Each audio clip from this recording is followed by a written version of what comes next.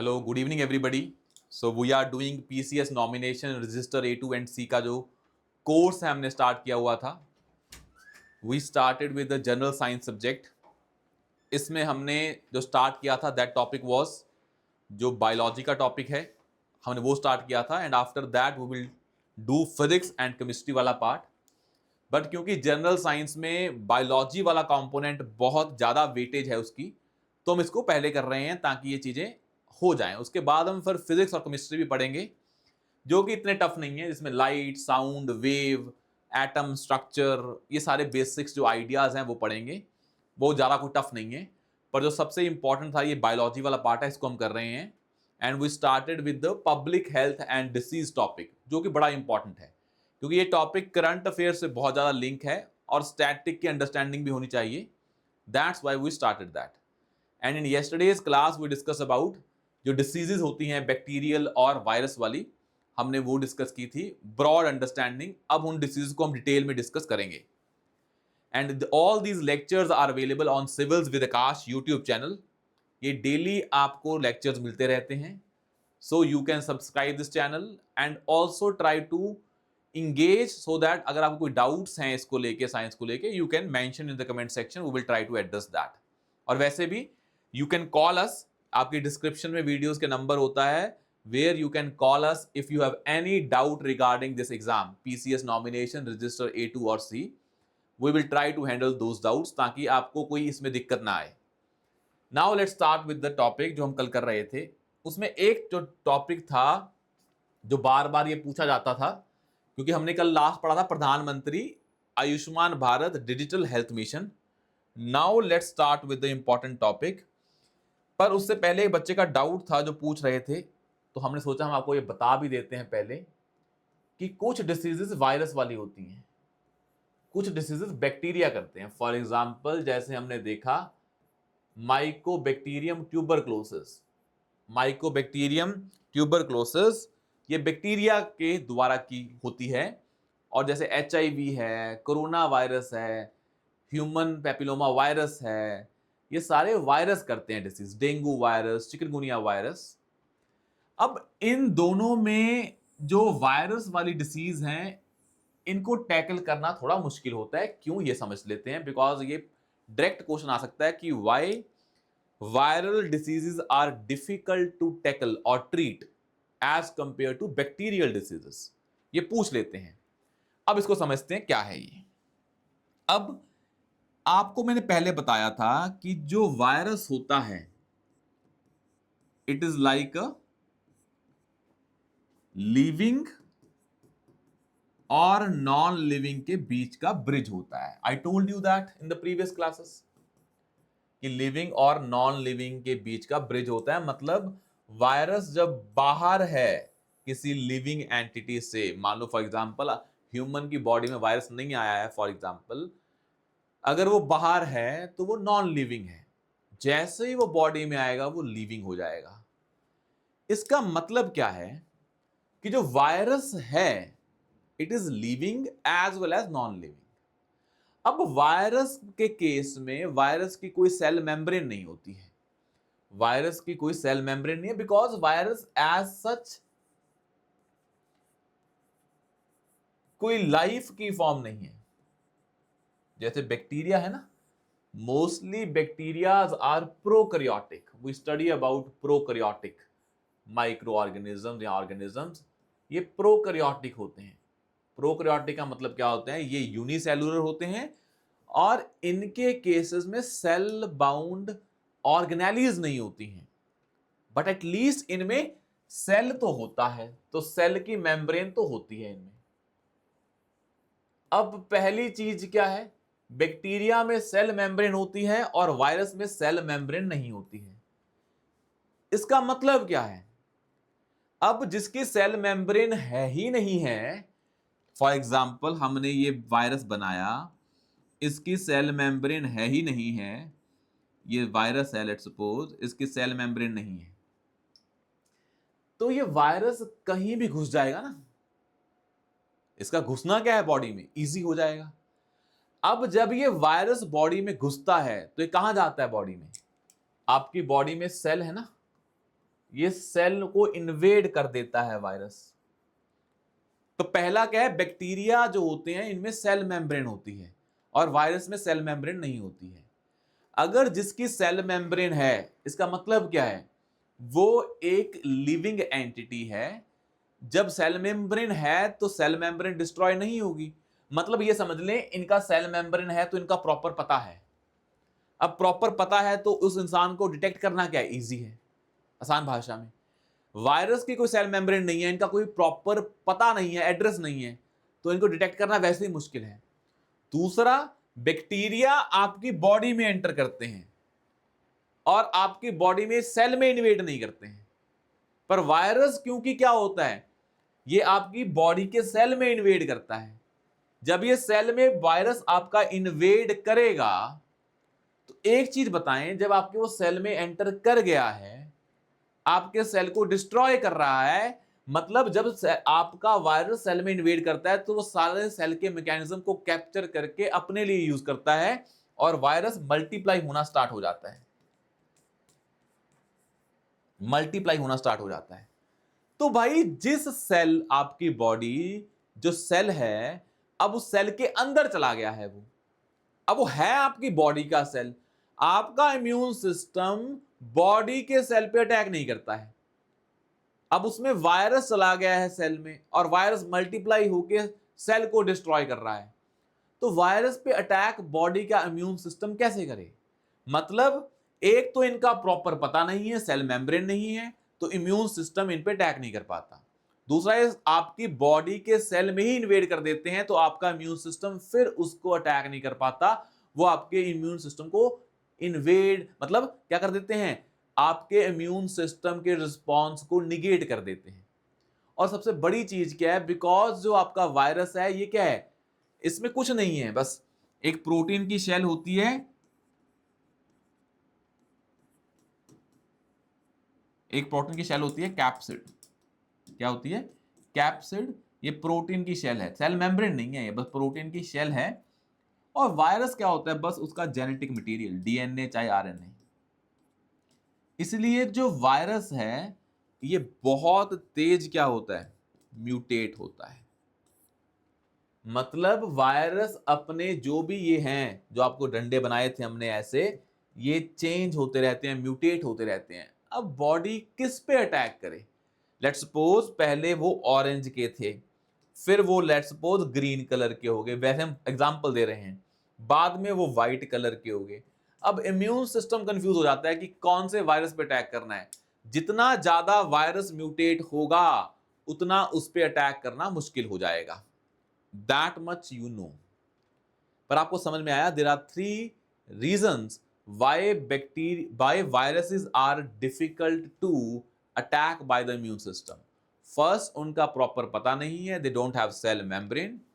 Second, वो आपके cell में ही इन्वेड कर जाते हैं तो इम्यून सिस्टम आपके सेल्स पे अटैक नहीं कर पाता है, क्योंकि वो सेल के इंटरनल मैकेनिज्म को कैप्चर कर देते हैं। ये हो गया। थर्ड, क्योंकि इनके पास कोई भी प्रॉपर ऐसे सेल मेम्ब्रेन नहीं है तो ये म्यूटेट बहुत फास्ट होते हैं, तो बॉडी के इम्यून सिस्टम को नहीं पता लगता है कि भाई कहाँ अटैक करना है। जितना म्यूटेशन होगा वो अपना एड्रेस, पहले तो वायरस का एड्रेस है ही नहीं है, सेल मेम्ब्रेन नहीं है।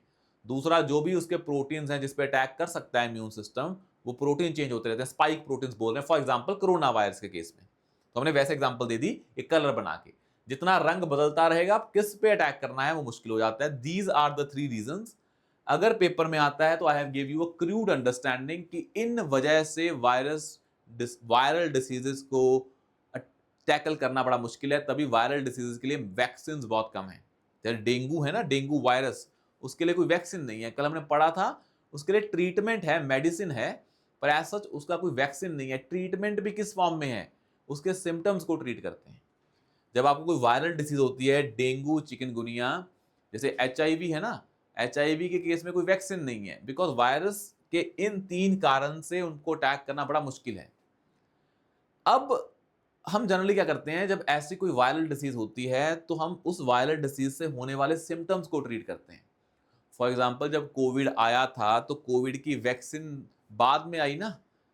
हमने क्या किया उस टाइम, जब कोविड से होने वाले जो सिम्टम्स थे, फीवर, कफ, ड्राई कफ या आपकी बॉडी पेन, इसको टैकल करने के लिए हमने मेडिसिन दी ताकि उसके सिम्टम्स सप्रेस हो जाएं। एज सच हमने उसके वायरस पे अटैक नहीं किया, वायरस से होने वाले सिम्टम्स पे अटैक किया।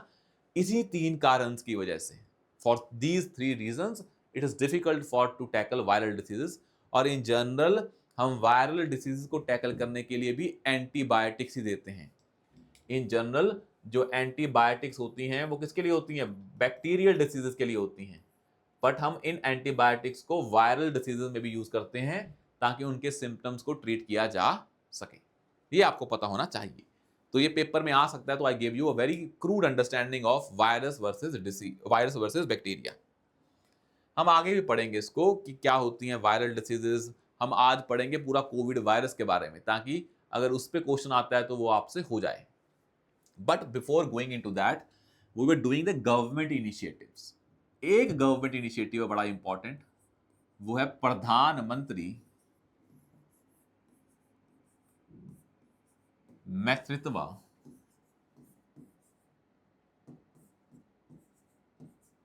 सहयोग योजना। मैत्री मतलब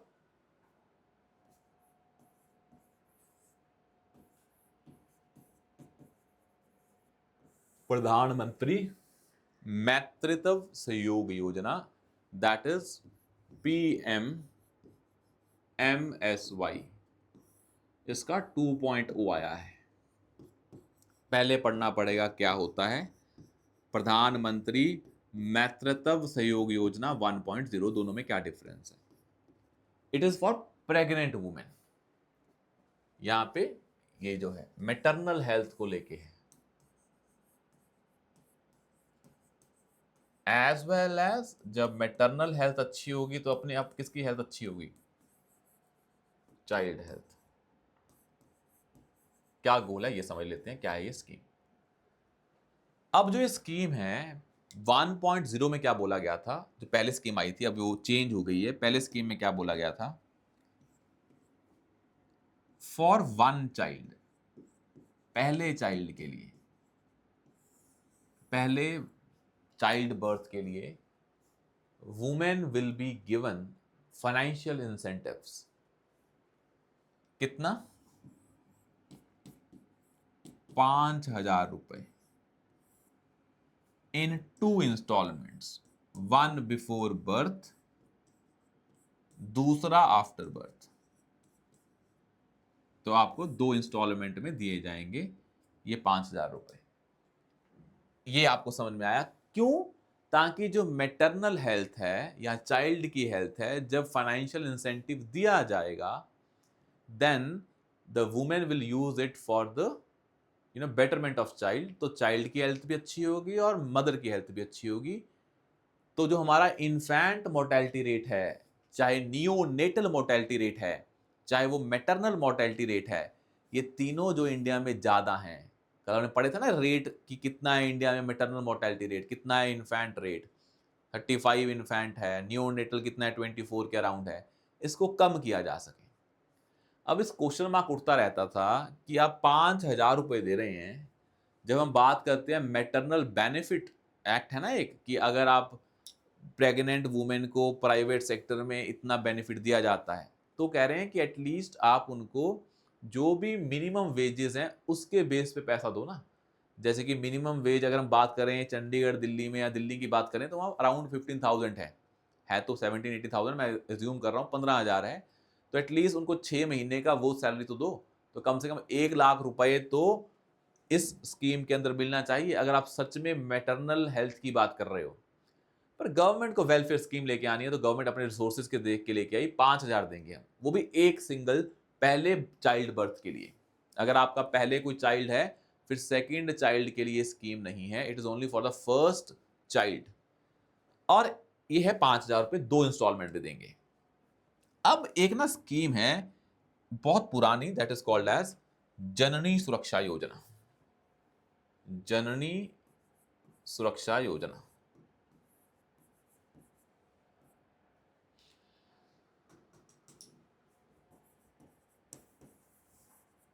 इसमें क्या है? This is a scheme to protect the maternal health. Janani Suraksha Yojana, it is to protect the maternal health, कि प्रेग्नेंट वुमेन की हेल्थ के बारे में स्कीम है। अब इंडिया में ना हमने कल एक फैक्ट पढ़ा था, जो इंस्टीट्यूशनल डिलीवरीज हैं वो आज 80% के अराउंड हैं। पहले ये कम हुआ करती थी, तो गवर्नमेंट को था कि अगर आप इंस्टीट्यूशनल डिलीवरी को प्रमोट कर रहे हैं या उसको यूज कर रहे हैं, then government will give you incentive, कि हम आपको 1000 रुपीज देंगे if you go to hospital for delivery, that is called as institutional delivery. ये भी 1000 रुपए हैं, ये भी किसको मिल रहे हैं? प्रेग्नेंट वुमेन को। एक 5000 मिल रहे हैं। अगर मैं इन दोनों को ऐड कर दूं, इन दोनों को ऐड कर दूं, then how much money it will be? It will be around 6000 rupees. तो हमने जननी सुरक्षा योजना को भी प्रधानमंत्री मातृत्व सहयोग योजना में ऐड कर दिया। तो मतलब वुमेन को कितना पैसा मिलता है इनडायरेक्टली? अब 6000 रुपये मिलते हैं अगर वो इंस्टीट्यूशनल डिलीवरी का यूज करते हैं उनकी और चाइल्ड की हेल्थ केयर के लिए। और ये 2 इंस्टॉलमेंट में मिल जाते हैं, 3-3 हजार करके, एक ड्यूरिंग प्रेगनेंसी और एक आफ्टर चाइल्ड बर्थ, 3-3 हजार रुपये मिल जाते हैं। अब एक जो 2.0 है, ये स्कीम क्या बोलती है कि आपने पहले बोला सिर्फ एक चाइल्ड के लिए, this scheme says that government will provide that benefit for 2 children. पहले 2 बच्चों के लिए ये स्कीम है, प्रोवाइडेड जो आपका सेकंड चाइल्ड हो वो क्या होना चाहिए? गर्ल होनी चाहिए। It means government is providing this incentive for 2 children provided the second children is a girl. Second girl होना चाहिए, पहला जो मर्जी हो, पहले के लिए तो आपको ये बेनिफिट देना ही देना है। अगर सेकंड गर्ल हो रही है तो इसमें आपको ये स्कीम आ गई 2.0। बस इतना ही फर्क है दोनों में। अब इसमें मेन चीज क्या है? हम पैसा दे रहे हैं, तो ये क्या कर रही है? फाइनेंशियल इंसेंटिव दिया जा रहा है। किसको? वही प्रेग्नेंट वुमेन को या मदर को फाइनेंशियल इंसेंटिव दिया जा रहा है 6000 रुपए का। अब जो इनमें मेन डिफरेंस है वो क्या है 2.0 और 1.0 में, वो आपको बता दिया है। तो दोनों स्कीम के अंदर this scheme is open for कौन? Only for vulnerable section. मतलब ऐसा नहीं है this scheme is for every pregnant women. जो वल्नरेबल सेक्शंस हैं हम उसको फाइंड आउट करेंगे, उनमें से जो भी इकोनॉमिकली बैकवर्ड होंगे, सोशली बैकवर्ड होंगे, उनको हम ये इंसेंटिव देंगे, not for each and everybody. तो ये मतलब क्या है? This scheme is not a universal scheme. This scheme is not a universal scheme, in fact it is a very targeted scheme. Universal scheme नहीं है, it is a very targeted scheme. और targeted in the sense किनको देंगे? जो marginalise sections हैं, जो पिछड़े लोग हैं उनके लिए है, नॉट फॉर एवरीबडी। ताकि एटलीस्ट उनमें ही इन्फेंट रेट ज़्यादा होता है, मोर्टेलिटी रेट, या मैटरनल मोर्टेलिटी रेट ज़्यादा होता है, या नियोनेटल मोर्टेलिटी रेट ज़्यादा होता है, जिनको हेल्थ सर्विसेज नहीं मिलती हैं। अमीर लोगों को तो मिल जाती हैं, जो भी पुअर सेक्शन है उनके लिए है, तो हम उनको फाइंड करेंगे, उन्हीं को इस स्कीम के अंदर बेनिफिट देंगे, नॉट फॉर एवरीबडी। तो this schemes is very very important. क्या है ये? प्रधानमंत्री मातृत्व सहयोग योजना। यहां तक क्लियर है?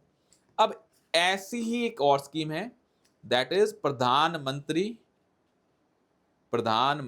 नेक्स्ट पन्ने पे लिखें, प्रधानमंत्री मातृ वंदना योजना। तो this scheme is very important, प्रधानमंत्री मातृ वंदना योजना।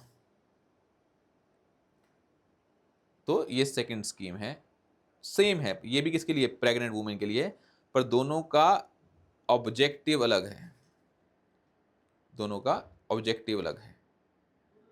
तो हम इसको देख लेते हैं भाई, ये कौन सी योजना है, दोनों में फर्क क्या है।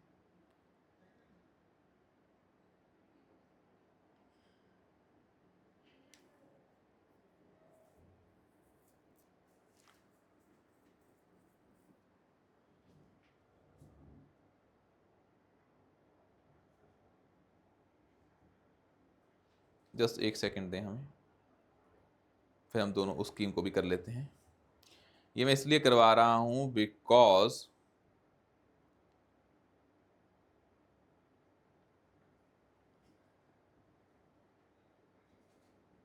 जो हमने आपको करवाया ना, प्रधानमंत्री मातृत्व सहयोग योजना, जैसे इसी का नाम है, जैसे इसको अगर मैं यहां पे लिख दूं मातृ वंदना योजना, ये दोनों सेम नाम से ही जानी जाती हैं, प्रधानमंत्री मातृत्व सहयोग योजना या प्रधानमंत्री मातृ वंदना योजना, दोनों का नाम सेम है, PMMSY, यहाँ क्या बन जाएगा PMMVY। तो दोनों नाम से जाना जाता है, आपको इससे कुछ लेना देना नहीं है कि अलग अलग हैं। तो नोट करके लिख लें, प्रधानमंत्री मातृ वंदना योजना, प्रधानमंत्री मातृत्व सहयोग योजना, क्या ये सेम है कि नहीं है।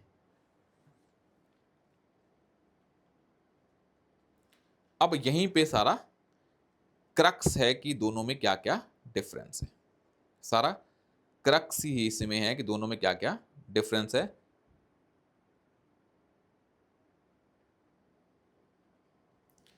तो यहां आपने कर लिया, ये कौन सा, प्रधानमंत्री मातृ वंदना योजना, या दूसरा नाम क्या है, वही प्रधानमंत्री मातृत्व सहयोग योजना।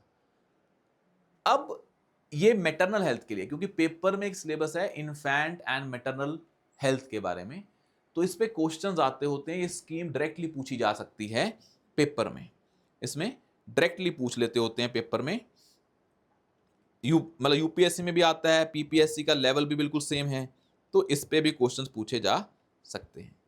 अब एक टॉपिक आता है इम्यूनाइजेशन वाला,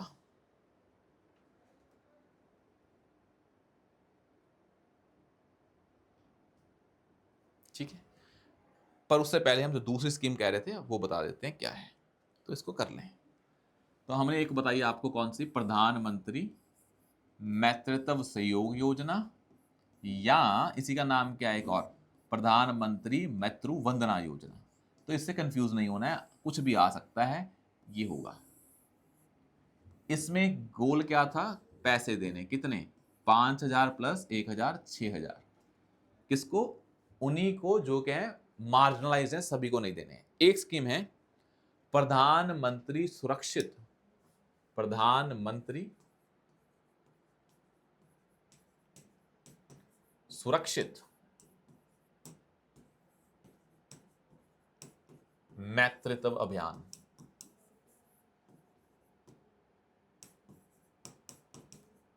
मतलब आप समझ जाना, ये एक आधा ए बी आगे पीछे हो गया, तो नाम मतलब आप समझ गए हो क्या है, प्रधानमंत्री सुरक्षित मातृत्व अभियान। मातृत्व मतलब वही मैटरनल हेल्थ के बारे में है, ये भी this is also for maternal health. दोनों में फर्क क्या है, पेपर में कंफ्यूज ना हो जाए तो हम बता देते हैं, दोनों मैटरनल हेल्थ के लिए हैं।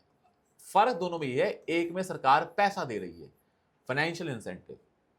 जो ये स्कीम है, इसमें क्या है, जैसे गवर्नमेंट को एक चीज पता है कि बहुत सारे ऐसे डॉक्टर्स हैं जो प्राइवेट सेक्टर में काम करते हैं, but if they want to help pregnant women, तो they can provide their services free of cost. तो उसके अंदर गवर्नमेंट ने बोला कि हम एक ना डे फिक्स कर देंगे, उस दिन आप आके पब्लिक हॉस्पिटल में आके बैठे, आप हैं प्राइवेट सेक्टर के डॉक्टर, आप अपना क्लिनिक चला रहे हैं पर आप हेल्प करना चाहते हैं, तो government want to use that resource, those who want to help the pregnant womens, उनके पास इतना क्या है, इंफॉर्मेशन है, नॉलेज है, तो वो आके डॉक्टर्स पब्लिक फैसिलिटी में बैठ सकते हैं और फ्री ऑफ कॉस्ट सर्विस दे सकते हैं। और जो प्रेग्नेंट वुमेन वो सर्विस लेना चाहती है, वो उस दिन उस हॉस्पिटल में आके उस डॉक्टर से हेल्प ले सकते हैं। इसका मतलब क्या है, यहां पे कोई भी फाइनेंशियल इंसेंटिव नहीं दिया जा रहा है, it simply is a providing a kind of a antenatal care, या प्रेगनेंसी के टाइम पे जो होती है वो क्या होती है, antenatal care to pregnant women. और उन्होंने फिक्स कर दिया 9th ऑफ एवरी मंथ, 9 जनवरी, 9 फरवरी, 9 मार्च, अप्रैल को, हर महीने की 9th डेट को आप आके इन डॉक्टर्स से, जो कौन से हैं, प्राइवेट डॉक्टर्स हैं, जो हेल्प करना चाहते हैं, तो वो पब्लिक हेल्थ फैसिलिटीज या पब्लिक हॉस्पिटल में आके ये काम कर सकते हैं। यहां पे बस हम क्या कर रहे हैं, कोई पैसा नहीं दे रहे, बस जो भी आपको क्या है, हेल्थ चेकअप करवाना है, कोई भी डॉक्टर से कंसल्ट करना है, you can do it free of cost. in public hospitals where the services are provided by the private doctors who just want to help the society। ये है प्रधानमंत्री सुरक्षित मातृत्व अभियान और यह प्रधानमंत्री मातृ वंदना योजना। दोनों में कंफ्यूज नहीं होना है कि किस में पैसे की बात हो रही है और किस में सिर्फ हम क्या कर रहे हैं, डॉक्टर्स अपनी सर्विसेज दे रहे हैं फ्री ऑफ कॉस्ट। ये दो स्कीम्स हैं, वेरी वेरी इंपॉर्टेंट। अब आता है एक scheme that is called as universal immunization program. मैंने आपको कल बताया था कि बहुत सारी डिसीजेज हैं जिनसे बचने के लिए जो गवर्नमेंट है वो टीकाकरण करती है। मोस्टली बच्चों में होता है ताकि बच्चों को आने वाली डिसीज से बचाया जा सके। फॉर एग्जाम्पल जैसे पोलियो है ना, वो पोलियो का जो आपको ड्रॉप्स पिलाई जाती हैं 2 बूंद जिंदगी की, वो एक तरह से वैक्सीन ही है। वो ओरल पोलियो वैक्सीन है। एक इंजेक्टेड होती है, एक ओरल पोलियो वैक्सीन होती है वो वैक्सीन ही। वैसे ही जैसे आपको टेटनस का टीका लगता था बचपन में, ये सारे जो चीजें हैं ये वैक्सीन आपको दी जाती हैं ताकि आपको आने वाली डिसीज से पहले ही बचाया जा सके।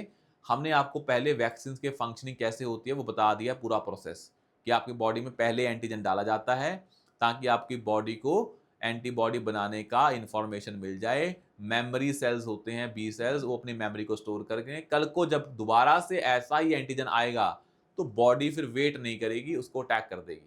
Primary and secondary response, I told you all those things कि कैसे वैक्सीन काम करती हैं। और जो इसी प्रोग्राम के अंदर हम कुछ वैक्सीन बच्चों को देते हैं। अब वो कौन कौन सी वैक्सीन हैं और ये कब स्टार्ट हुआ, you should be remembering all those things. अब जो यूनिवर्सल इम्यूनाइजेशन प्रोग्राम है, it was started way back, आज का नहीं है ये 90s 1978 में स्टार्ट हो गया था। 1978 से इसकी हिस्ट्री है। 1978 में हम ये इसका आइडिया लेके आए थे यूनिवर्सल इम्यूनाइजेशन प्रोग्राम का। तो 1985 में इसका नाम रख दिया हमने यूनिवर्सल इम्यूनाइजेशन प्रोग्राम। पहले भी प्रोग्राम इम्यूनाइजेशन का था, उसका नामकरण अलग था। That was extended program for immunization, नामकरण ये था एक्सटेंडेड प्रोग्राम फॉर इम्यूनाइजेशन। पर हमने 1985 में इसका नामकरण चेंज करके क्या रख दिया, यूनिवर्सल इम्यूनाइजेशन प्रोग्राम। अब ना 2014 में जब BJP government, Modi government power में आई तो उन्होंने देखा कि इस यूनिवर्सल इम्यूनाइजेशन प्रोग्राम को हम ले तो आए पर ये वैक्सीन लोगों तक, बच्चों तक अभी नहीं पहुंच पा रही हैं। तो वो लेके आए मिशन इंद्रधनुष। मतलब एक आपका यूनिवर्सल इम्यूनाइजेशन प्रोग्राम है। क्योंकि वो प्रोग्राम अच्छे से इंप्लीमेंट नहीं हो रहा था, मतलब वैक्सीन बच्चों तक नहीं पहुंच पा रही थी, that's why we came with the idea of mission Indradhanush. मतलब जहां पे जिन एरियाज में वैक्सीन नहीं पहुंच पाई हैं उस एरिया में इस मिशन के अंदर, जो मिशन किसके अंदर है, यूनिवर्सल इम्यूनाइजेशन प्रोग्राम के अंडर है, इस मिशन के अंडर हम वैक्सीन को जल्दी से जल्दी लोगों तक पहुंचा सकें ताकि vaccine in reality, in practicality लोगों तक पहुंच सके, थ्योरी में नहीं है। यूनिवर्सल इम्यूनाइजेशन प्रोग्राम तो थ्योरी में था, इंप्लीमेंट हो रहा था ये, पर ये ग्राउंड लेवल पे इसकी जो भी इंप्लीमेंटेशन इतनी स्ट्रांग नहीं थी। तो हमें था सिर्फ ये आइडिया थ्योरेटिकल ना रह जाए, ग्राउंड लेवल पे पहुंच पाए। तो हम क्या लेके आए, मिशन इंद्रधनुष। और जो मिशन इंद्रधनुष होता है, आपको पता है कि इंद्रधनुष मतलब जो आपकी रेनबो होती है उसमें कितने कलर्स होते हैं, 7 कलर्स होते हैं ना। तो पहले इसमें 7 वैक्सीन थी, आज तो बढ़ गई हैं, पर आइडिया कहां से आया था, इंद्रधनुष मतलब कुछ वैक्सीन। क्योंकि जो हमारा ये प्रोग्राम था, हमने देखा था यूआईपी के अंदर ओनली 62% लोगों को ये वैक्सीन मिल रही थी। हम चाहते थे ये 100% हो जाए। 40% का गैप क्यों रहे, तो to fill that gap of around 40%, और to be precise that is 38%, हम क्या लेके आए, mission Indradhanush in the year 2014। और हमने देखा कि कौन कौन से डिसीजेज की वैक्सीन नहीं पहुंच पा रही हैं। तो मिशन इंद्रधनुष में हमने देखा, हमने वैक्सीन ऐड की, पहले 7 थी, बाद में अब इसमें 8 हैं। मिशन इंद्रधनुष, इसमें कितनी वैक्सीन हैं, देयर आर 8 वैक्सीन, और उसके अलावा भी कुछ वैक्सीन हैं जो कि कुछ पर्टिकुलर डिस्ट्रिक्ट्स और कुछ पर्टिकुलर स्टेट्स के लिए हैं, नॉट फॉर होल कंट्री। तो पहले हम पढ़ेंगे वो वैक्सीन जो सभी के लिए हैं, पूरे इंडिया के लिए हैं, फिर कुछ वैक्सीन कुछ डिस्ट्रिक्ट्स के लिए हैं और कुछ वैक्सीन कुछ स्टेट्स के लिए हैं, बिकॉज कुछ डिसीजेज किसी पर्टिकुलर स्टेट में ही होती हैं और पर्टिकुलर डिस्ट्रिक्ट में ही होती हैं। तो पहली जो ये है, ये जो डिसीजेज हैं 8 कौन कौन सी हैं, ये हमने कल पढ़ी थी। जैसे कल आपने पढ़ा था ना, एक था डिप्थीरिया, ये कल देखा था ना डिसीज का नाम, तभी लिखवाया था कल क्या होता है। जैसे एक आपको लिखवाया था पर्ट्यूसिस, लिखवाया था ना ये क्या होता है पर्ट्यूसिस। जैसे आपने देखा ना वूफिंग कफ,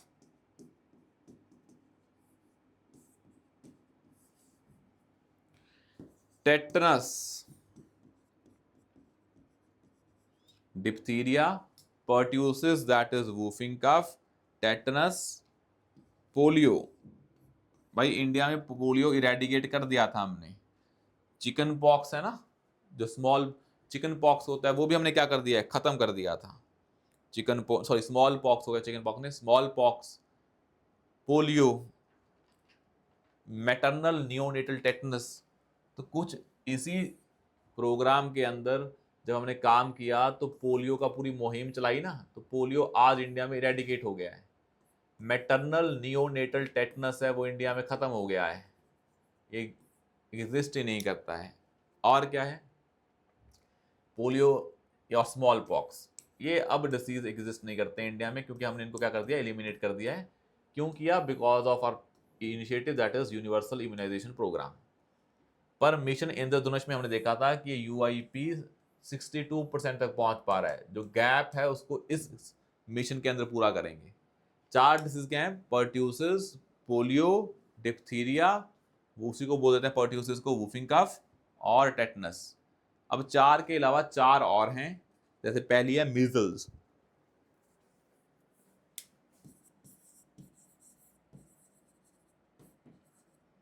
फिर आती है मीजल्स के अलावा हेपेटाइटिस, सारी होती है ना, हेपेटाइटिस A B, तो हम हेपेटाइटिस B को इसमें कवर करते हैं। हेपेटाइटिस B, मीजल्स, और एक आती है चाइल्डहुड TB। क्यों चाइल्डहुड TB है, कल बताया था कि TB को आप अडल्ट में वैक्सीन देके टैकल कर ही नहीं पाते हैं, तो चाइल्डहुड TB है इसमें। एक होता है मेनिंजाइटिस। ये 8 डिसीज हैं जो मिशन इंद्रधनुष में कवर हैं, तो ये भी पढ़ लें साथ में, ये 4 तो याद रहेंगी रहेंगी। एक है आपकी मेनिंजाइटिस, एक है चाइल्डहुड TB, एक है आपके हेपेटाइटिस B, और एक है मिजल्स।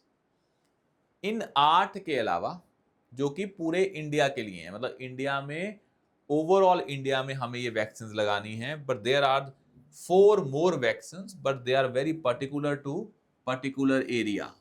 तो 2 वैक्सीन हैं जो कुछ पर्टिकुलर डिस्ट्रिक्ट्स के लिए हैं, जो उन्हीं डिस्ट्रिक्ट्स में लगेगी, not all over the country, because ये डिसीजेस उन्हीं डिस्ट्रिक्ट्स में ही क्या है, लिमिटेड हैं, एंडेमिक हैं, ये ऐसे फैली नहीं हैं। तो जैसे उसमें सबसे इंपॉर्टेंट आती है, जैसे रोटा वायरस डायरिया और जापानीज इंसेफेलाइटिस। एक है रोटा वायरस डायरिया, ये वायरस होता है, इससे होता है डायरिया, बच्चों में होता है रोटा वायरस डायरिया। जो आपकी स्मॉल इंटेस्टाइन होती है ना, वो इरोड होनी स्टार्ट हो जाती है। और जापानीज इंसेफेलाइटिस,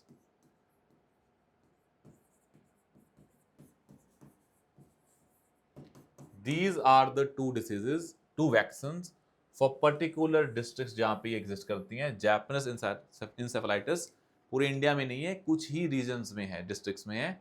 और एक है रोटा वायरस, ये भी कुछ ही डिस्ट्रिक्ट्स में है। एक है कुछ स्टेट्स को लेके हैं, जैसे आपने पढ़ा होगा न्यूमोनिया, न्यूमोनिया या हीमोफिलस इन्फ्लुएंजा टाइप B, ये 2 स्टेट्स हैं जहाँ पे ये एग्जिस्ट करती हैं डिसीज, उनके लिए है। एक है आपकी that there are 2 for the states, ये 2 for the districts हैं। अब 2 स्टेट्स के लिए 2 वैक्सीन हैं जो इस प्रोग्राम में आती हैं, सभी के लिए नहीं है वो। तो इसमें जो पहली है that is influenza type B, pneumonia और haemophilus. Pneumonia, haemophilus, influenza type B. तो आपको पता होना चाहिए कि वैसे इन जनरल इस मिशन इंद्रधनुष में 12 वैक्सीन हैं। 12 में हमने 8 देख ली और 4 क्या हैं बड़े स्पेसिफिक रीजन के लिए हैं। उसमें भी चारों में क्या क्या हैं, जो डिस्ट्रिक्ट के लिए हैं वो है रोटा वायरस डायरिया और जापानीज इंसेफेलाइटिस। 2 स्टेट्स के लिए हैं that is pneumonia and haemophilus influenza type B.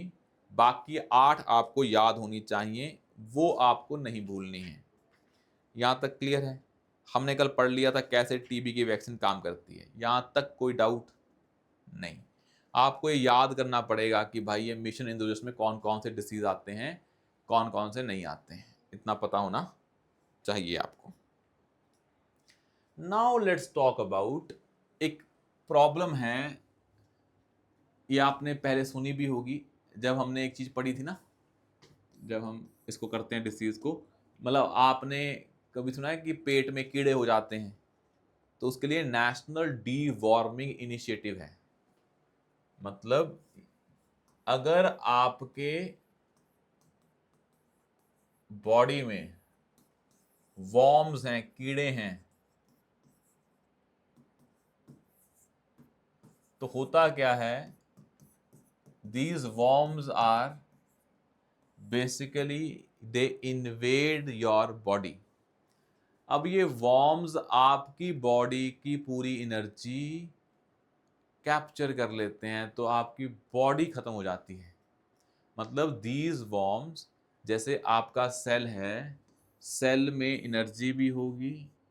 अब अगर इसी सेल की एनर्जी को ये वाले वॉर्म्स क्या कर लें, कैप्चर कर लें, तो सेल की अपनी एनर्जी क्या हो जाएगी, खत्म हो जाएगी। तो अगर सेल है उसमें वॉर्म्स आ गए तो सारा न्यूट्रिशन वॉर्म्स ले जाएंगे, तो आपका सेल काम नहीं करेगा।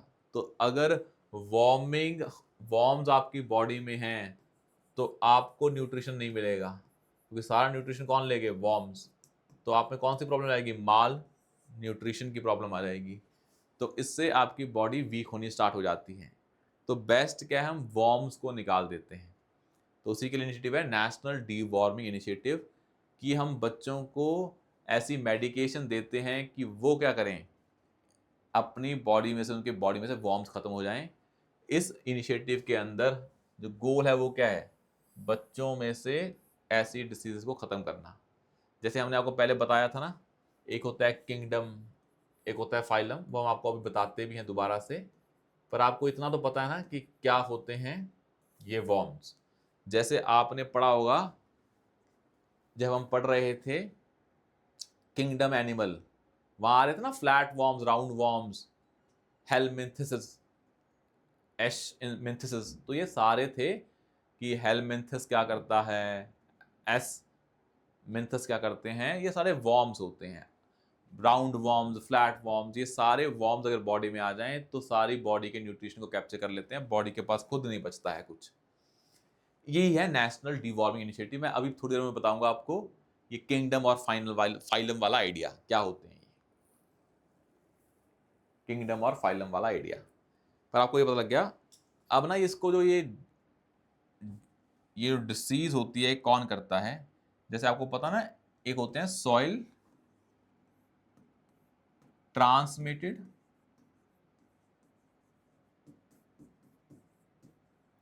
सॉइल ट्रांसमिटेड हेलमिंथस,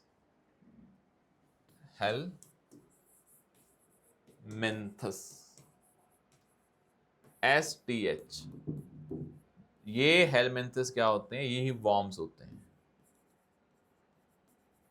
तो ये सॉइल से ट्रांसमिट होते हैं, तो बोल देते हैं सॉइल ट्रांसमिटेड हेलमिंथस, STH। इनकी वजह से होती है पूरी बॉडी में प्रॉब्लम। क्या होती है सब बता दिया। आपकी बॉडी में से न्यूट्रिशन कैप्चर कर लेते हैं, मतलब कहते हैं खाना लगना बंद हो गया है, क्योंकि जो बच्चा है उसके पेट में कीड़े हैं। These worms are utilizing the whole food जो बच्चा कंज्यूम कर रहा है। तो इसके लिए क्या होते हैं, बिकॉज ये जो इन्फेक्शन होती है ये डिवॉर्मिंग की, ये पैरासाइट होते हैं, आपको बताया था ये क्या होते हैं, पैरासाइट्स होते हैं। अब ये मेनली कहाँ अटैक करते हैं, इंटेस्टाइनल में। तो these are parasite which attacks the intestine of a child. तो ये एक इंटेस्टाइनल है प्रॉब्लम, तो आपको पता होना चाहिए this is a parasite intestinal infection that you must keep. अब ये होता कैसे है, अगर आपकी बॉडी में वॉर्म्स हैं, चाइल्ड की बॉडी में, ये फैलती कैसे हैं, ये फैलती है फीकल रूट से।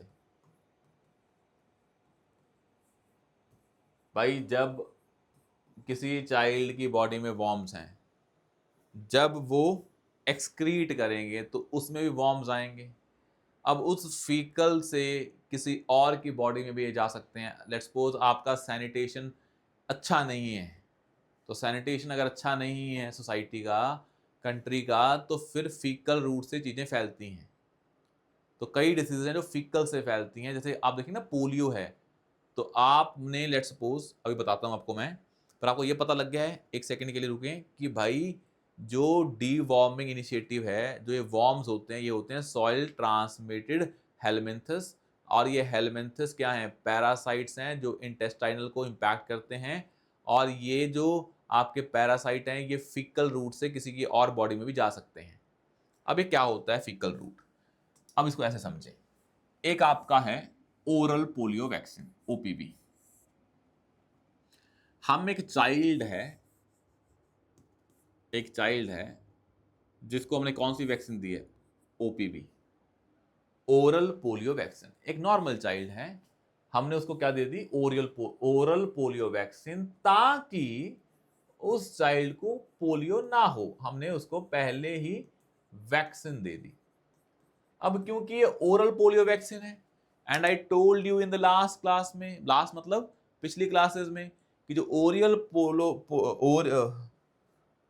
ओरल पोलियो वैक्सीन है that is basically a live attenuated vaccine.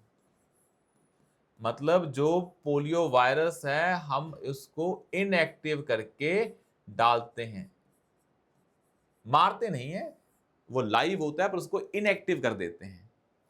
अब लेट्स सपोज जब ये चाइल्ड है जिसको हमने ओपीवी दी है वैक्सीन, तो वो एक्सक्रीट करेगा। तो इस ओपीवी में क्या है, वायरस ही है, तो वो एक्सक्रीट करेगा तो उसमें भी क्या होगा, वायरस होगा बॉडी के वेस्ट में। अब लेट्स सपोज एक कोई चाइल्ड है जिसकी इम्यूनिटी कॉम्प्रोमाइज है, मतलब वो वीक चाइल्ड है, इम्यूनिटी क्या है उसकी, कॉम्प्रोमाइज्ड है। अब वो चाइल्ड जब इसके कांटेक्ट में आएगा वायरस के, तो उसको क्या हो सकता है, पोलियो हो सकता है। उसे बोलते हैं वैक्सीन ड्राइव्ड पोलियो वायरस, कि वैक्सीन से वायरस आया तो वैक्सीन ड्राइव्ड क्या है, वो पोलियो वायरस जो किसी और में पोलियो कर सकता है, तो उसे बोलते हैं vaccine derived polio virus.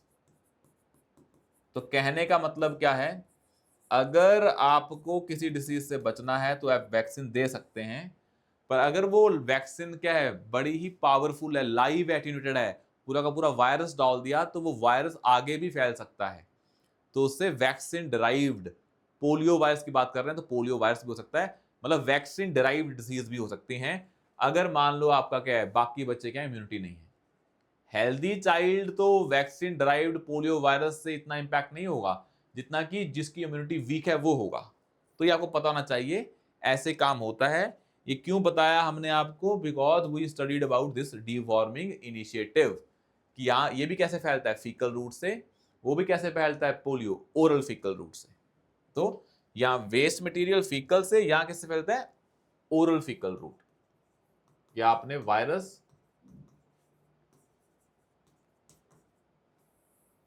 Through sneezing coughing से भी फैल जाता है, या फिर इससे फैल जाता है। जब कोविड था ना, आपने कहीं हाथ रखा किसी बंदे ने जिसको कोविड है, फिर आपने वहां हाथ रख दिया, आपको कोविड हो गया। या कोई खांस रहा है जिसको कोविड है, उससे वायरस कहाँ पे आ गया, एयर में, एयर से कहाँ आ गया आपके पास, जब आपने क्या किया, ऑक्सीजन अंदर ली, तो ये ब्रीदिंग की। तो कहने का मतलब ये आपको पता होना चाहिए कि क्या वैक्सीन से भी आगे जाके डिसीज हो सकते हैं, उसे बोलते हैं वैक्सीन ड्राइव्ड पोलियो वायरस। यहाँ तो कोई डाउट है कि नहीं है। और एक चीज याद कर लें जब भी डी वार्मिंग का काम होता है तो एक बड़ी इंपॉर्टेंट क्या होती है, गोली दी जाती है एल्बेंडाजोल, जिससे क्या होता है, ये सारे के सारे जो भी वॉर्म्स हैं ये बॉडी से बाहर आ जाते हैं, called as albendazole. This medicine is given to the school children, और जो आंगनवाड़ी में है या स्कूल से बाहर है तो बच्चों को दी जाती है ताकि पेट से कीड़े क्या हो जाएं, खत्म हो जाएं। Albendazole, ZO, albendazole, this medicine that you have to keep in mind. गोली होती है ये, बच्चों को दी जाती है जब नेशनल डी वार्मिंग इनिशिएटिव के अंदर, ताकि बच्चों में कोई भी क्या हो, वॉर्म्स ना हो बॉडी में, ताकि उनका क्या है, प्रॉपर उनको न्यूट्रिशन मिल पाए, बच्चों की हेल्थ अच्छी होनी चाहिए। अदरवाइज अगर कोई बच्चा छोटा है तो उसकी डेथ भी हो सकती है। अगर कैसे, अगर उस अगर उस बच्चे में, उस बच्चे की डेथ भी हो सकती है अगर उस बच्चे में हम क्या करेंगे, यही वाली एल्बेंडाजोल नहीं देंगे तो बच्चे में वॉर्म्स आते रहेंगे, बच्चे का इम्यून सिस्टम वीक ही है, न्यूट्रिशन खत्म हो जाएगी, बॉडी क्या हो जाएगी, जवाब दे जाएगी। That you should keep in mind. बता दिया हमने क्या है ये नेशनल डी वार्मिंग इनिशिएटिव। अब ना मैं आपको बता रहा था किंगडम फाइलम, हमने पढ़ा हुआ है हेलमिंथस, किंगडम फाइलम वाला। अब ना आगे जाके एक चीज है, हम थोड़ी देर बाद पढ़ेंगे। मैं आपको पहले बता देता हूं, जिसने ये लेक्चर नहीं लगाया जाके लगा लें, किंगडम वाला। अब एक किंगडम होता है, क्या होता है, फाइलम होता है, एक क्या होती है, क्लास होती है। मतलब अगर हम किंगडम की बात करें तो किंगडम एनिमल है। अब किंगडम एनिमल कितना बड़ा किंगडम है, it's a very big kingdom ना। किंगडम एनिमल में आप भी आते हैं, शेर भी आता है, चूहा भी आता है, और रेप्टाइल्स भी आते हैं, स्नेक्स भी आते हैं, सांप भी आते हैं। तो किंगडम लेट्स सपोज एनिमल है आपका, तो एनिमल में तो सारा कुछ ही आ गया ना। अब उनमें से कुछ एनिमल्स सेम होंगे, उसे बोल देते हैं फाइलम। जैसे कि एक होता है कॉर्डाटा, भाई आपका फाइलम कॉर्डाटा है, मतलब आप में क्या है, बैकबोन है, उसे बोलते हैं नोटोकोड। भाई आप में बैकबोन है, ह्यूमंस हैं आप। क्या स्नेक में बैकबोन है? नहीं। हाँ, आप और स्नेक एनिमल्स हैं तो किंगडम एनिमल में आते हैं, पर आपका फाइलम अलग होगा ना, आपका कोर डाटा होगा, उनका नॉन कोर डाटा होगा, बिकॉज उनमें क्या है, नोटोकोड नहीं होती है, बैकबोन नहीं होती है। तो ऐसे करके क्या बन जाएंगे, फाइलम बन जाएंगे, core data phylum, non core data phylum. अब मान लो लेट्स सपोज आप एनिमल किंगडम के हैं, आपकी बैकबोन है, तो आपका किंगडम एनिमल है, फाइलम कोर डाटा है। अब उसके अंदर जाए क्लासेस भी तो हैं, बहुत बहुत चीजों की बैकबोन्स हैं, बहुत सारे एनिमल्स की बैकबोन्स हैं, पर उनमें अलग अलग फीचर्स भी तो हैं। जैसे कि फॉर एग्जाम्पल आप हैं, या लेट्स सपोज रैट है, दोनों में बैकबोन्स हैं। आप हैं, रैट है, दोनों में बैकबोन्स हैं। अब ये तो नहीं है ना कि सारे के सारे एनिमल्स ही मैमल्स हैं, सारे के सारे एनिमल्स मैमल्स हैं, ये तो नहीं है ना। मैमल्स वो होते हैं जिनमें क्या होते हैं, मिल्क प्रोड्यूसिंग ग्लैंड्स होते हैं। अब सभी तो मिल्क नहीं है ना, एक सांप है, स्नेक है, वो तो दूध पीता ही नहीं है ना, क्योंकि उनकी बॉडी में वो इंजाइम्स ही नहीं है जो मिल्क को डाइजेस्ट कर पाए। आप में है तो आप उस सेंस में अलग हो जाएंगे। तो ऐसे पूरा क्लासिफिकेशन है, किंगडम, फाइलम, क्लास, फिर क्लास आती है, फिर आता है आपका ऑर्डर, ऑर्डर, फिर आती है फैमिली, फिर आती है जीनस, फिर आती है स्पीशीज। जैसे भाई आप होमो सेपियंस हैं तो आपकी स्पीशीज क्या है, सेपियंस। जीनस क्या है, होमो। अब होमो सेपियंस भी हैं, होमो इरेक्टस भी थे। ये होमो इरेक्टस, होमो सेपियंस, ये स्पीशीज अलग अलग हैं, जीनस क्या दोनों का सेम है, क्या, होमो। अब होमो जीनस में हम ही सर्वाइव करके बैठे हैं, कौन, होमो सेपियंस, बाकी सारे होमो क्या हो गए हैं, खत्म हो गए हैं। तो ये हो गया जीनस। अब सभी की फैमिली क्या है, मतलब हम देखें, हम आप हो, चाहे मान लो एक औरंगटॉन है, गोरिल्ला है, आप सारे कॉमन ही है ना, उस सेंस में सारी की फैमिली तो सेम है, पर सभी का जीनस अलग अलग है और सभी का स्पीशीज अलग अलग है। और वैसे ये ऑर्डर बना हुआ है कि आप पूरे सभी सारे एनिमल हैं, पर आगे जाके फीचर्स अलग होते रहते हैं, तो different different phylums, classes, order, family, genus और स्पीशीज बनती रहती हैं। ये आपको नहीं भूलना है। We have discussed that in the previous classes also कि सारे जो एनिमल्स हैं उनके फीचर्स सेम नहीं है, सभी के अलग अलग हैं। जो मैमल्स होते हैं उनमें मिल्क प्रोड्यूसिंग ग्लैंड होता है, तो वो उनको अलग हैं, सभी में वो नहीं होता है। स्नेक्स में नहीं है, ह्यूमंस में है। तो ये सभी को पता होना चाहिए, इसके बिना आपको समझ नहीं आएगा आगे वाला। ये आपको क्लियर है यहाँ तक? Now let's talk about very important thing that is called as corona virus. इसको समझते हैं। पर आपको ये समझ में आ गया कि how this classification is done, how this classification is done. Kingdom phylum वाली हमारी स्पीशी है, तो आप अलग हैं होमोसेपियंस, सारे होमोसेपियंस अलग हैं। किससे? होमो इरेक्टस से। पर होमो इरेक्टस और होमोसेपियन में कुछ कॉमन्स हैं, तो हम क्या हैं? जीनस हैं। जैसे आप देखेंगे, आप और अगर हम मंकी की बात करूं, आपकी और मंकी की बात करूं, स्पीशीज सेम नहीं है, जीनस सेम नहीं है, फैमिली सेम हो सकती है। मतलब आप कहते हैं ना कि आप इवॉल्व होके बंदर से ही आए हैं, तो कुछ ना कुछ फीचर्स तो आपके और बंदर में सेम होंगे। फॉर एग्जाम्पल उनके भी क्या होते हैं, हमारे 2 हाथ हैं, 2 टांगे हैं, वो हाथ और टांगों चारों का यूज़ करते हैं, हम सिर्फ टांगों का यूज़ करते हैं। तो हम इवॉल्व हो गए हैं, पर दोनों में कॉमन तो है ना कि उनमें क्या है, लिम्स आने स्टार्ट हो गए हैं। तो उस सेंस में हमने क्लासिफिकेशन डिवाइड किया हुआ है। ये आप 9th में पढ़ते होते हो, पर हमने आपको ब्रॉड बता दिया है। कंफ्यूज नहीं होना है कि अगर वो यूज़ करूंगा क्या है फाइलम, क्यों यूज़ करूंगा। फॉर एग्जाम्पल अगर मैं पढ़ाऊँ आपको कोरोना वायरस, तो उसमें ये समझ में आएगा आपको। अब ना, कोरोना वायरस कोई एक वायरस नहीं है, कोरोना वायरस एक वायरस नहीं है। This corona virus belong to a family, this corona virus belong to a family called as corona viridae. एक फैमिली है कोरोना विरिडे, उसके अंदर बहुत टाइप के वायरस आते हैं, सभी को बोलते हैं कोरोना वायरस, पर सारे कोरोना वायरस सेम नहीं है।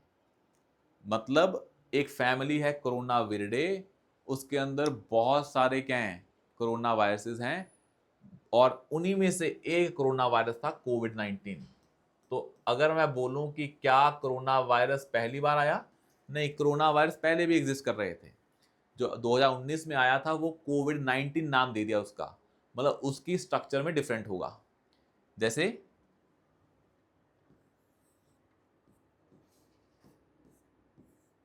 एक सार्स होता है, ये भी कोरोना वायरस है। सीवियर, एक है SARS, that is severe respiratory syndrome. Severe मतलब ये रेस्पिरेटरी सिंड्रोम है, मतलब इससे भी रेस्पिरेशन में दिक्कत आती है, तो ये सार्स है। It is also a corona virus. कोविड-19 is also a corona virus, SARS is also a corona virus, because ये सारे किस फैमिली में आते हैं? वही कोरोना विरिडे फैमिली में आते हैं। इनकी सब टाइप्स हैं। तो सीवियर एक्यूट रेस्पिरेटरी सिंड्रोम, ये भी कोरोना वायरस था, ये पहले एग्जिस्ट करता था, पर क्योंकि ये अलग टाइप का वायरस है, तो इसको हमने अलग पढ़ा है। जैसे एक होता है मर्स, मिडल ईस्ट रेस्पिरेटरी सिंड्रोम, ये मिडल ईस्ट में आया, तो मिडल ईस्ट रेस्पिरेटरी सिंड्रोम, ये भी क्या है? कोरोना वायरस है। जो अब वाला आया वो क्या था? कोविड-19, ये भी कोरोना वायरस है। तो कोरोना विरिडे फैमिली के अंदर बहुत टाइप के वायरसेस हैं। तो कोरोना वायरस कोई नया वायरस नहीं था, बस हाँ वो टाइप नहीं थी, कौन सी? कोविड-19। इनफैक्ट कोरोना वायरस बड़े ही कॉमन वायरस हैं, जिससे होता क्या है, आपको फ्लू लाइक सिम्टम्स होते हैं, कोल्ड, कफ, फीवर, बॉडी एक, ये सारे कोरोना वायरस आप पे बॉडी में पहले भी एग्जिस्ट कर रहे थे, बस उसका एक टाइप क्या एग्जिस्ट नहीं कर रहा था? कोविड-19। ये आपको पता होना चाहिए। अब कोरोना वायरस का जो हमें पता लगा, इसका आइडिया हमें मिला 1960s में पहली बार डिटेक्ट हुआ। कोरोना वायरस जो मैं बोल रहा हूं, इसको कोविड 19 नहीं मानना है। Covid 19 is a specific type of a corona virus.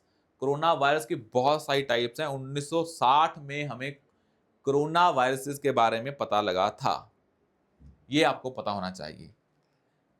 अब जब कोरोना वायरस पहले भी एग्जिस्ट कर रहा था 1960 से, बस फर्क ये है इस कोरोना वायरस के बहुत सारे क्या हैं, सब टाइप्स हैं, वो आते रहते हैं। जैसे सार्स आया,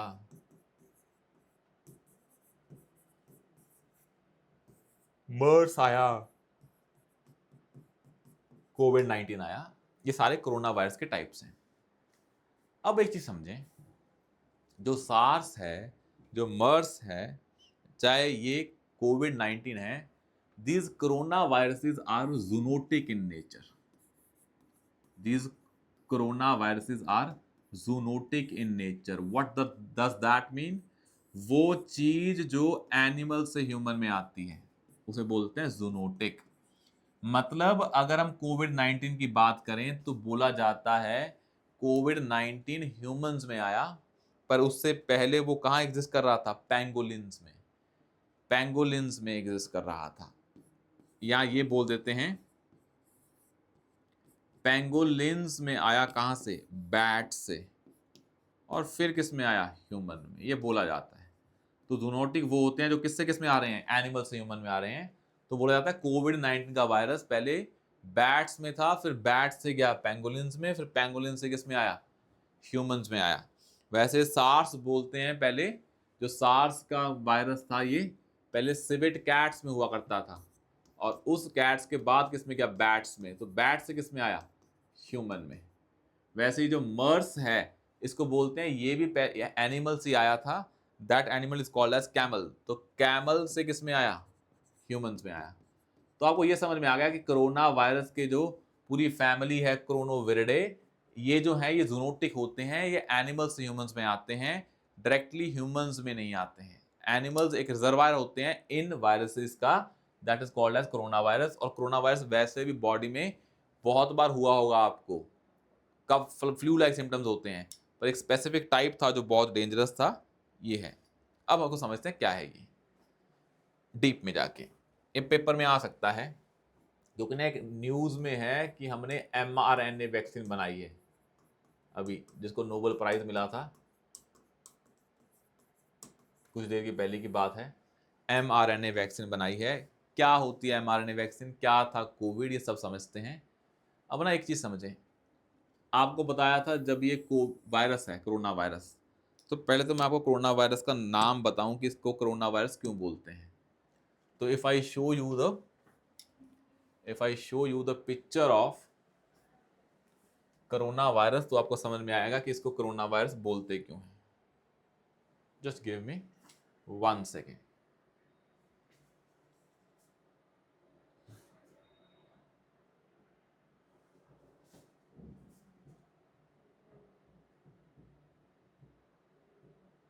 तो कोरोना वायरस की देखें इमेज, ये है corona virus. This is called as corona virus. जैसे मैंने आपको बता रखा था ना कि कोरोना वायरस की कोई सेल मेम्ब्रेन नहीं होती है। कोरोना वायरस की कोई भी सेल मेम्ब्रेन नहीं होती है। क्या होता है भाई? वायरस कुछ नहीं है, बस जेनेटिक मटेरियल है।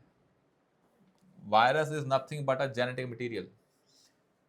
तो हमने कोविड 19 को एक और नाम दे दिया था, क्या? SARS CoV 2। हमें पता है ना कि सार्स तो पहले भी एग्जिस्ट कर रहा था। हमें पता है सार्स तो पहले भी एग्जिस्ट कर रहा था ना। अभी पढ़ के हटे हैं हम सार्स, ये दिखा रहे हैं उस टाइम का, ना ही दिखाएं तो बढ़िया है, बुरा हाल था। पर जो भी है, ये कोरोना वायरस है जो, अब ये कोरोना वायरस आपको पता है ये बीच का जो ब्लू वाला क्या है? ये जेनेटिक मटेरियल है। कोई भी वायरस होगा उसका अपना जेनेटिक मटेरियल होगा, डीएनए या आरएनए। अब उसके बाहर क्या होता है? ये लेयर होती है कौन सी, जो आपको पता है प्रोटीन लेयर होती है, उसे बोलते हैं कैप्सिड। अब उसके बाहर क्या लगे हुए हैं? ये स्पाइक्स लगे हुए हैं।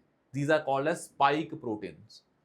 और कोरोना वायरस का स्ट्रक्चर यही होता है, बस क्योंकि स्पाइक प्रोटीन्स अलग अलग होते हैं तो वायरसेस अलग अलग होते हैं।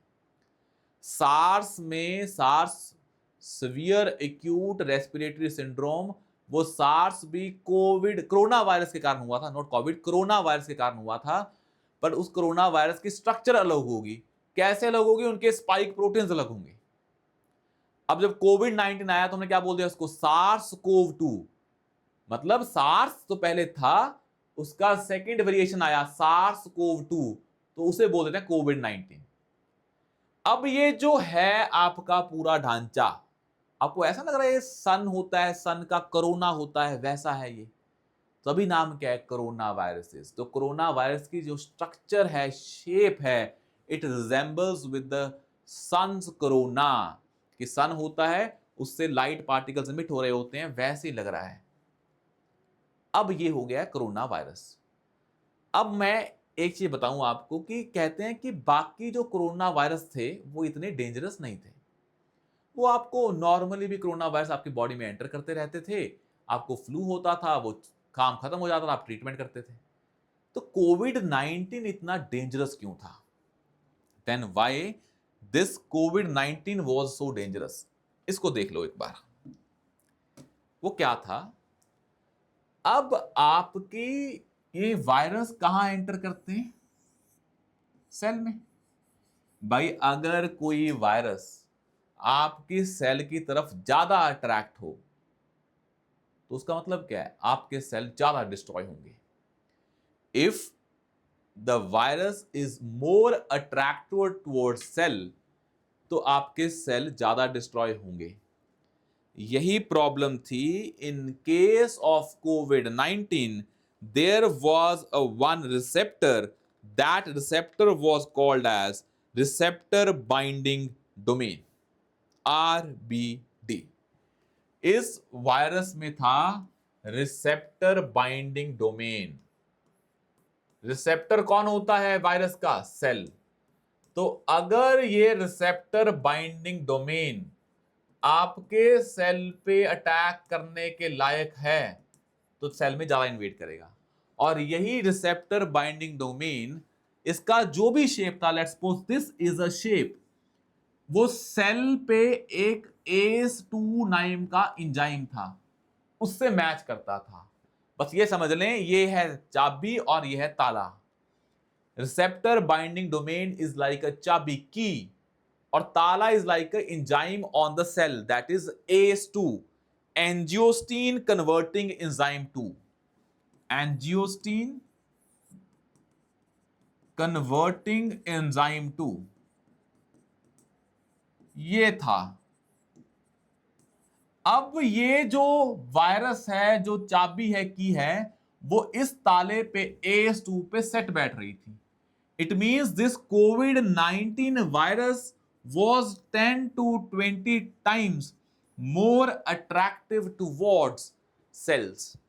उसे बोल देते हैं, जो इनका प्रोटीन था, स्पाइक प्रोटीन, उसका इस सेल पे बाइंडिंग 10 to 20 टाइम्स ज्यादा था। तभी that virus was very very dangerous. क्योंकि जितना वायरस सेल पे अटैक ज्यादा करेगा, उतनी उसकी डेंजर क्या हो जाएगा? बढ़ता रहेगा। और यही रीजन था Covid was very very dangerous. ये आपको समझ में आना चाहिए जो हमने बताया। ऐसे ही काम करते हैं वायरस और सेल। भाई कुछ नहीं है ये, वायरस हैं, इनके प्रोटीन्स हैं, प्रोटीन की शेप है, वो जाके सेल पे चिपकेंगे। अब जितना ज्यादा चिपक के इन्वेड कर पाएंगे, क्योंकि अगर आपको सेल के अंदर इन्वेड करना है तो एटलीस्ट पहले सेल पे जाके अट्रैक्ट तो होना पड़ेगा।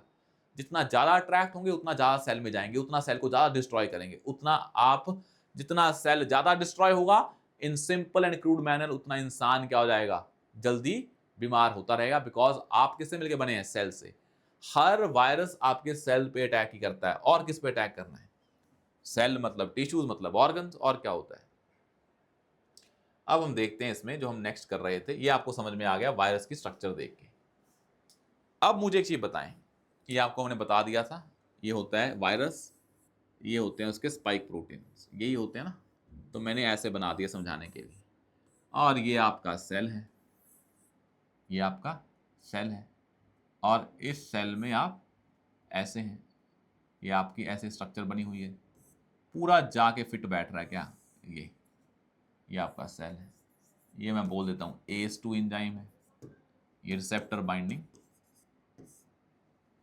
Receptor RBD, receptor binding domain है। ये आपको बता दिया है सिंपल भाषा में।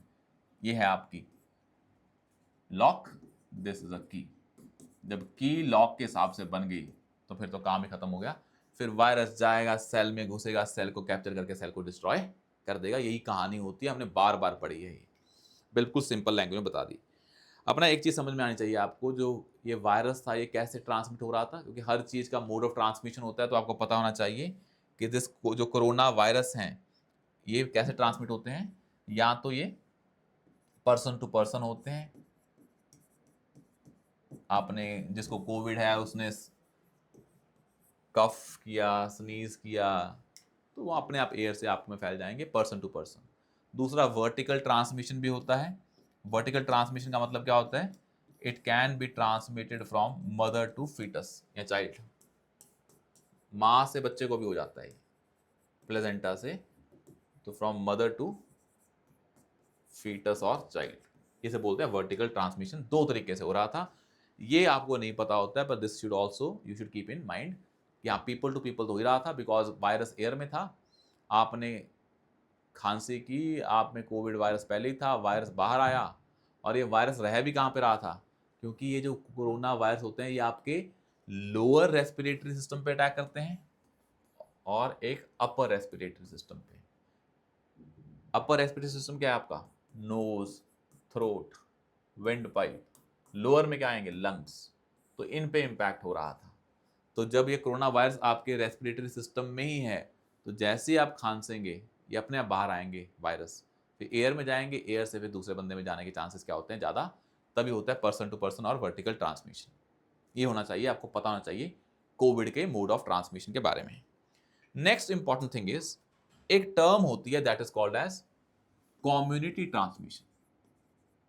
ये टर्म मैं आपको बता दूंगा, क्योंकि साइंस में ना ये आपसे पूछ सकते हैं क्या होता है कम्युनिटी ट्रांसमिशन। आपको इतना पता है, जब कोविड स्टार्ट हुआ था 19 में, पहली वेव आई थी, फिर सेकंड, पता नहीं कितनी कितनी वेव्स आई, जो भी आया। अब पहले हमें था कि जब पहला केस आया तो हमने ट्राई किया हम डिटेक्ट कर पाए, जो बंदे बाहर से आए थे कह रहे थे चाइना से आया है, वुहान वायरस है, तो हमें था कि हम डिटेक्ट करें कि कौन कौन सा बंदा चाइना से आया है, ताकि हमें पता लगे कि ये बंदा किन किन से मिला है, ताकि हम उन बंदों को आइसोलेट कर दें, ताकि ये वायरस बाकी बंदों में ना फैले।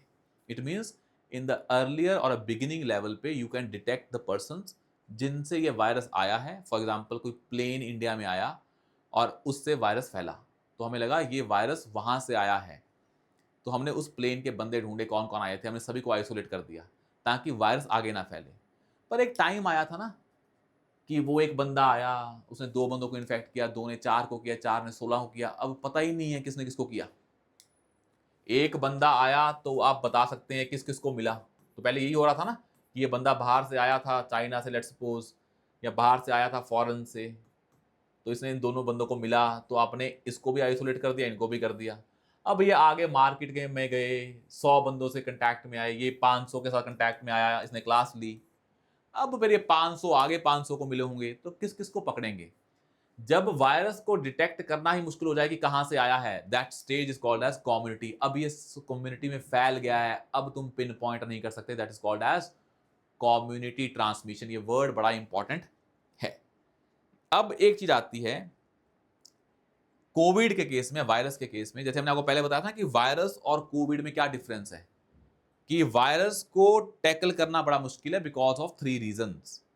एक तो उसकी सेल मेम्ब्रेन नहीं होती है, तो उसका कोई पता नहीं है हमारे पास। दूसरा, वो सेल में इन्वेड करता है बॉडी के, तो कैसे बॉडी अपने सेल्स पे अटैक करे। तीसरा, वो म्यूटेट होता रहता है, तो बॉडी को पता नहीं लगता कहां पे अटैक करना है। आपकी बॉडी में कोविड वायरस आया, अब आपने कोविड वायरस के अगेंस्ट एंटीबॉडीज बना ली। अब जैसे ही कोविड वायरस एंटर करेगा बॉडी में, बॉडी जाके उन वायरस पे अटैक करके उसको कैप्चर कर लेगी और डिस्ट्रॉय कर देगी, ताकि वो आपके जो ये कोविड वायरस है आपके सेल्स में एंटर ही ना कर पाए। ये 3 रीजन होते हैं। अगर म्यूटेट होता रहेगा, बॉडी को पता नहीं लगता रहेगा, हर बार नया आएगा, तो आप समझने की कोशिश करोगे, उतने में वायरस सेल में घुस जाएगा। ये रीजन हमने पढ़े थे। अब प्रॉब्लम क्या थी, जैसे मुझे एक चीज बताएं, कोविड 19 में किसकी ज्यादा डेथ हुई, यंग की या अडल्ट्स की? मतलब जो एल्डर थे उनकी ज्यादा डेथ हो रही थी या यंग्स की ज्यादा डेथ हो रही थी? आंसर इज एल्डर की ज्यादा डेथ हो रही थी, यंग बच्चों की डेथ नहीं हुई। आपने सुना कि 4 साल के बच्चे की डेथ होगी? बहुत ही कम सुना होगा, सुना ही नहीं होगा वैसे तो। सुना आपने उन्हीं का है जिनका 50-60 एज था। ऐसा क्यों? जबकि हमने एक चीज बताई आपको, जब हमने इम्यूनिटी टॉपिक पढ़ाया था आपको कि immunity is natural इनेट also and acquired और अडेप्टिव ऑल्सो, ये बताया था ना हमने आपको। इम्यूनिटी में करवा देते हैं रिवाइज आपको। इम्यूनिटी 2 टाइप की होती है, एक होती है नेचुरल, जो आपकी बॉडी में नेचुरली होती है, इननेट, नेचुरल और इननेट, नेचुरल और इननेट। जो मान लो, जो आपको बताया था, क्लॉस्ट्रोडियम होता है जिसमें एंटीबॉडीज होती हैं, तो माँ से बच्चे में भी आती हैं वो, तो वो आपने नेचुरली एक्वायर की, मतलब वो नेचुरली आप में थी, आपने कोई ऐसे सोसाइटी से एक्वायर नहीं की है। एक होती है जो आप एक्वायर करते हो, जब आप दुनिया में रहोगे 3600 डिसीज से सामना होगा, 3600 तरह की एंटीबॉडीज बनेंगी, उसे बोलते हैं एक्वायर्ड इम्यूनिटी। अब मेच्योर बंदे में इम्यूनिटी ज्यादा होती है, यंग में ज्यादा होती है? ऑफ कोर्स मेच्योर में ज्यादा होगी। भाई मेच्योर बंदा सोसाइटी में रहा है, पहले भी उसके अंदर कोरोना वायरस आए होंगे, उसने एंटीबॉडीज बनाई होंगी बॉडी ने, उसकी मेमोरी भी बनी होगी, तो ऑफ कोर्स एक्वायर्ड इम्यूनिटी तो किस में ज्यादा होगी? जो एल्डरली होंगे। तो भाई जब कोरोना वायरस आया, फिर तो एल्डरली ज्यादा इक्विप्ड थे ना कोरोना वायरस को डील करने के लिए।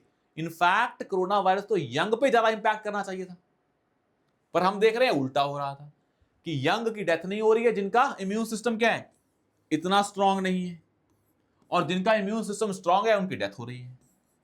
तो ये समझ नहीं आया कि ऐसा क्यों हो रहा है। तो समझ आ जाएगा अभी एक सेकंड में, क्योंकि एक सिस्टम होता है that is called as cytokinin, cytokine storms. This term is very very important. Cytokine, current affairs में है चीजें ये, बेसिक्स में। अब भाई कोरोना वायरस कोविड तो अब स्टैटिक का पार्ट बन गया ना, अब दोबारा दोबारा थोड़ा ना आएगा, पढ़ना तो पड़ेगा इसको। साइटोकाइन स्टॉर्म्स क्या होते हैं?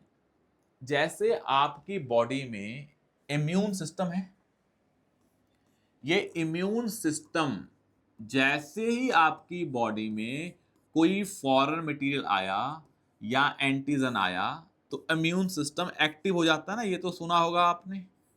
जैसे ही बाहर से कोई एंटीजन आया, फॉरेन मटेरियल आया, पैथोजन आया, डिसीज कॉजिंग कोई भी एलिमेंट आया, तो आपका इम्यून सिस्टम एक्टिवेट हो जाता है। Who activates that immune system? That is called as an enzyme, that is cytokinin enzyme. So cytokinin is like an enzyme that activates your immune system when any foreign material enters your bodies, which is dangerous for your body.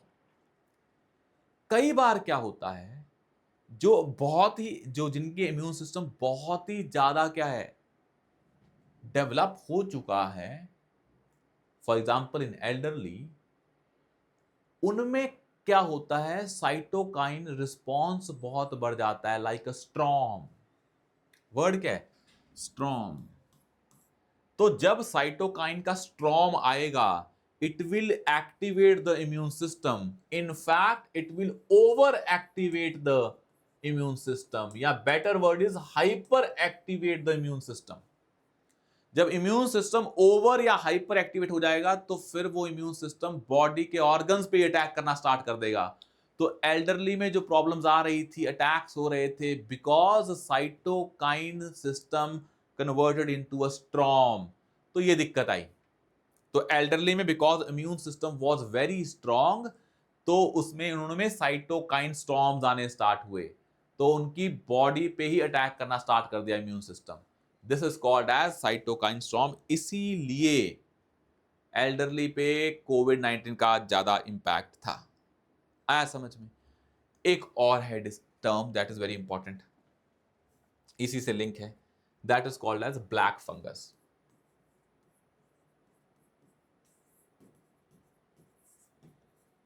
और एक और नाम है इसका, paper में black fungus तो नहीं पूछेंगे, जो साइंटिफिक नाम है वो पूछेंगे, that is called as mucormycosis.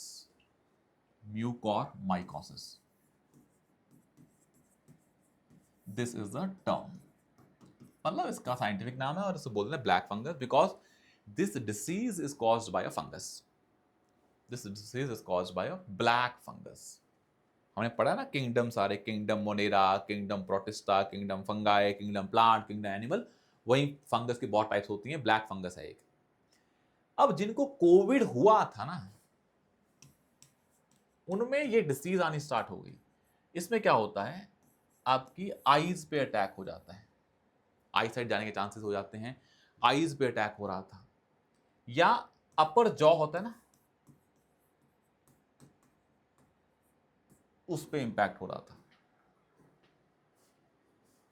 तो एक बार तो मुझे लगा क्या पता कोविड वायरस ये कर रहा हो, मतलब कोविड वायरस के सिम्टम्स थे ना, फीवर कफ, तो मुझे लगा कोविड वायरस इतना डेंजरस हो गया है कि उसका इंपैक्ट आईज पे पड़ रहा है, आई साइड जा रही है लोगों की, अपर जॉ रिमूव हो रहा है अपने आप।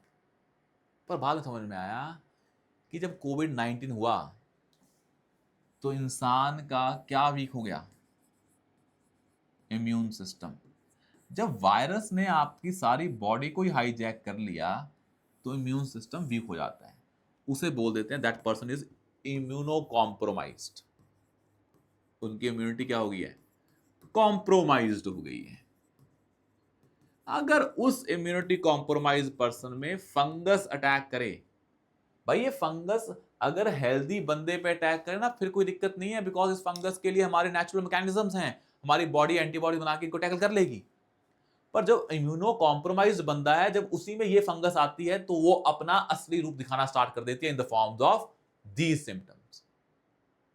तो हमें समझ में आया कि this is a black fungus, it impacts mostly those people जो क्या इम्यूनो कॉम्प्रोमाइज्ड हैं, और कोविड 19 के टाइम पे लोगों की इम्यूनिटी बहुत कम हो रही थी, तभी आप बार बार वो काढ़ा पी रहे थे कि इम्यूनिटी क्या हो जाए, स्ट्रांग हो जाए। हुई तो फिर भी नहीं, पर ट्राई तो आपने किया, तो यही है ब्लैक फंगस का इंपैक्ट। अब एक चीज और है इसमें जो पेपर में पूछी भी जाती है, पूछे इस बार भी पूछ सकते हैं, कि जो कोविड 19 है आप वो करवा रहे थे ना, आपको याद होगा कि आप कोविड पॉजिटिव हैं कि नहीं, वो नाक में डालते थे कुछ और फिर वो वहां से वो सैंपल लेते थे, फिर बताते थे आप तो कोविड पॉजिटिव हैं, फिर आप घर पे बैठ जाते थे और फिर घर पे पिज़्ज़ा ऑर्डर करते थे, जो भी करते थे। पर कहने का मतलब कोविड 19 को डिटेक्ट कैसे करें, टेस्ट कैसे होता था इसका, उसको समझना पड़ेगा। ये टर्म्स बड़ी इंपॉर्टेंट है कि कैसे कोविड 19 में टेस्ट होता है। पहले यहां तक किसी को डाउट है तो बताएं, फिर we will go to this test वाला पार्ट कि कैसे इसका टेस्ट होता है। अब ना ये बायोस जर्नल साइंस आपको बोरिंग लग रही है, नहीं लग रही हमें नहीं पता, पर ये है तो बोरिंग ही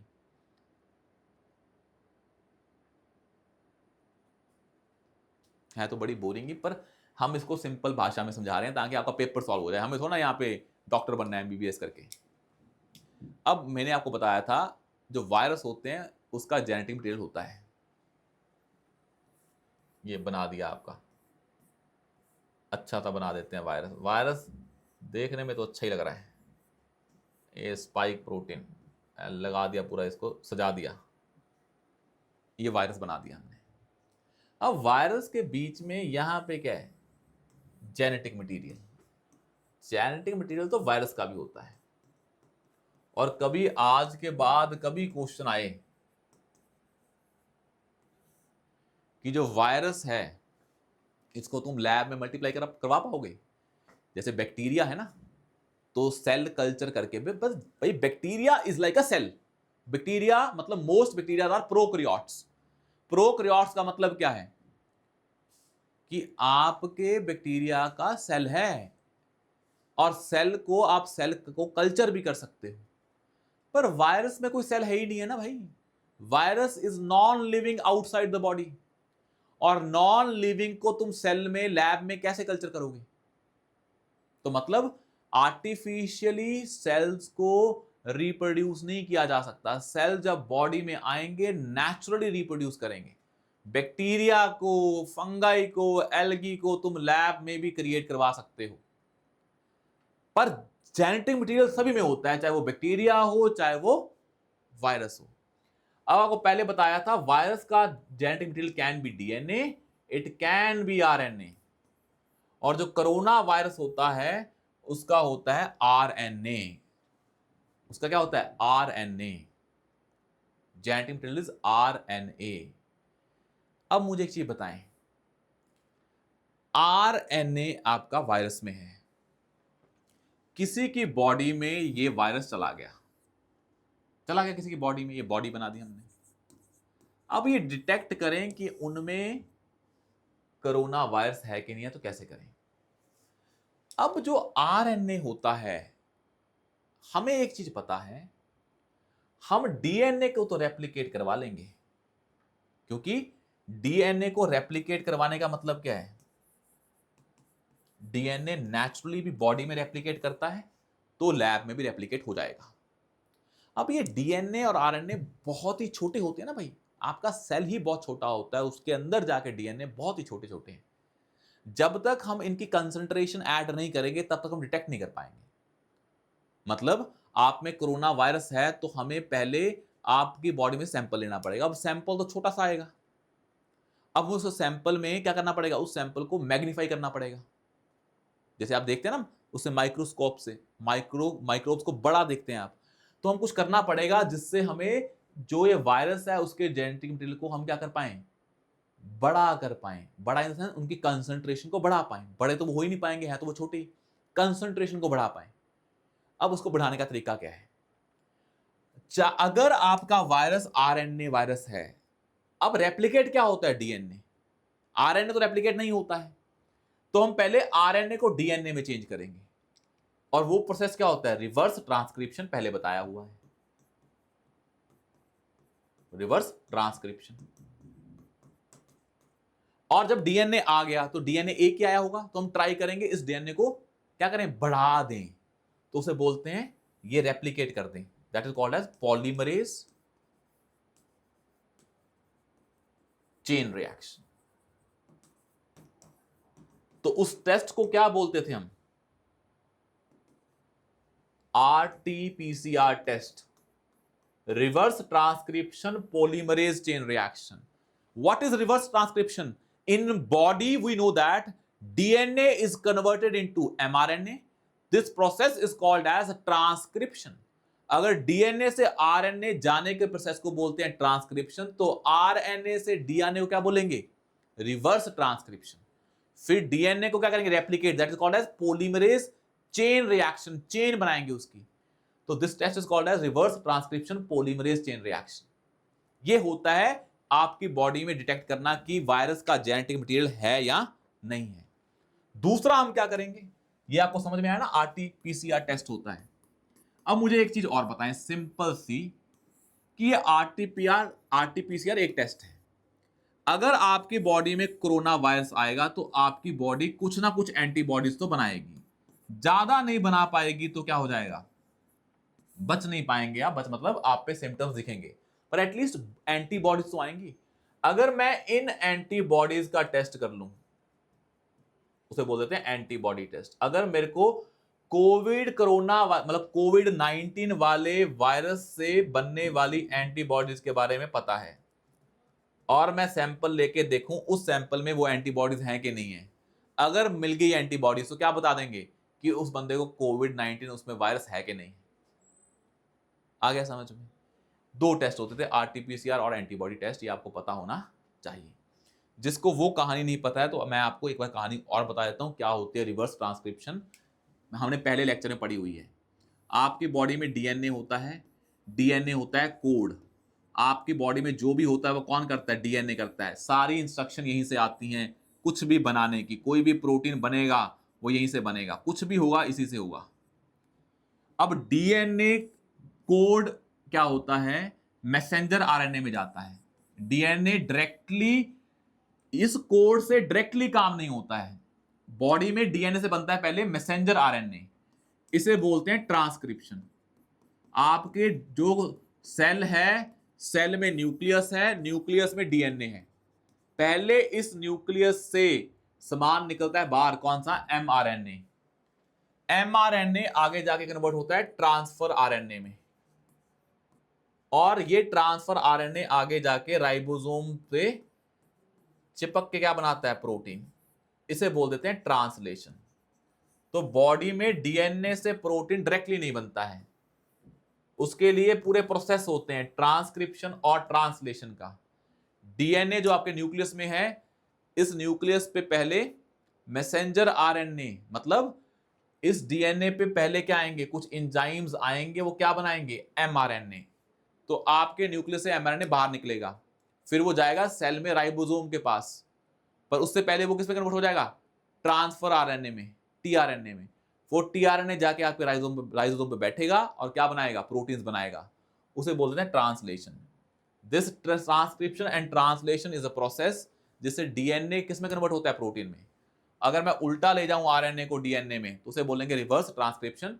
ये जब हमारा वायरस जिसमें आरएनए मटेरियल होता है, उसको हम क्या करते हैं, पहले डीएनए में कन्वर्ट करते हैं, फिर जाके ये सारा काम होता है।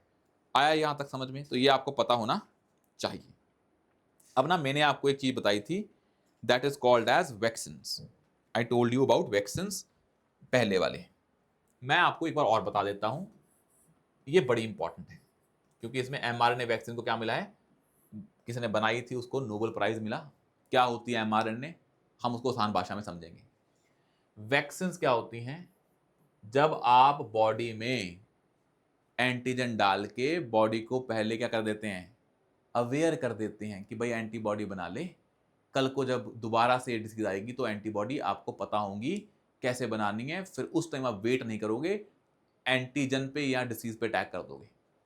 तो मतलब ये आपकी बॉडी को एक तरह से इत्तला करते हैं कि भाई आने वाले टाइम पे क्या करना है अगर दोबारा ऐसा कुछ हुआ। अब एक होती है लाइव एटीन्यूएटेड वैक्सीन।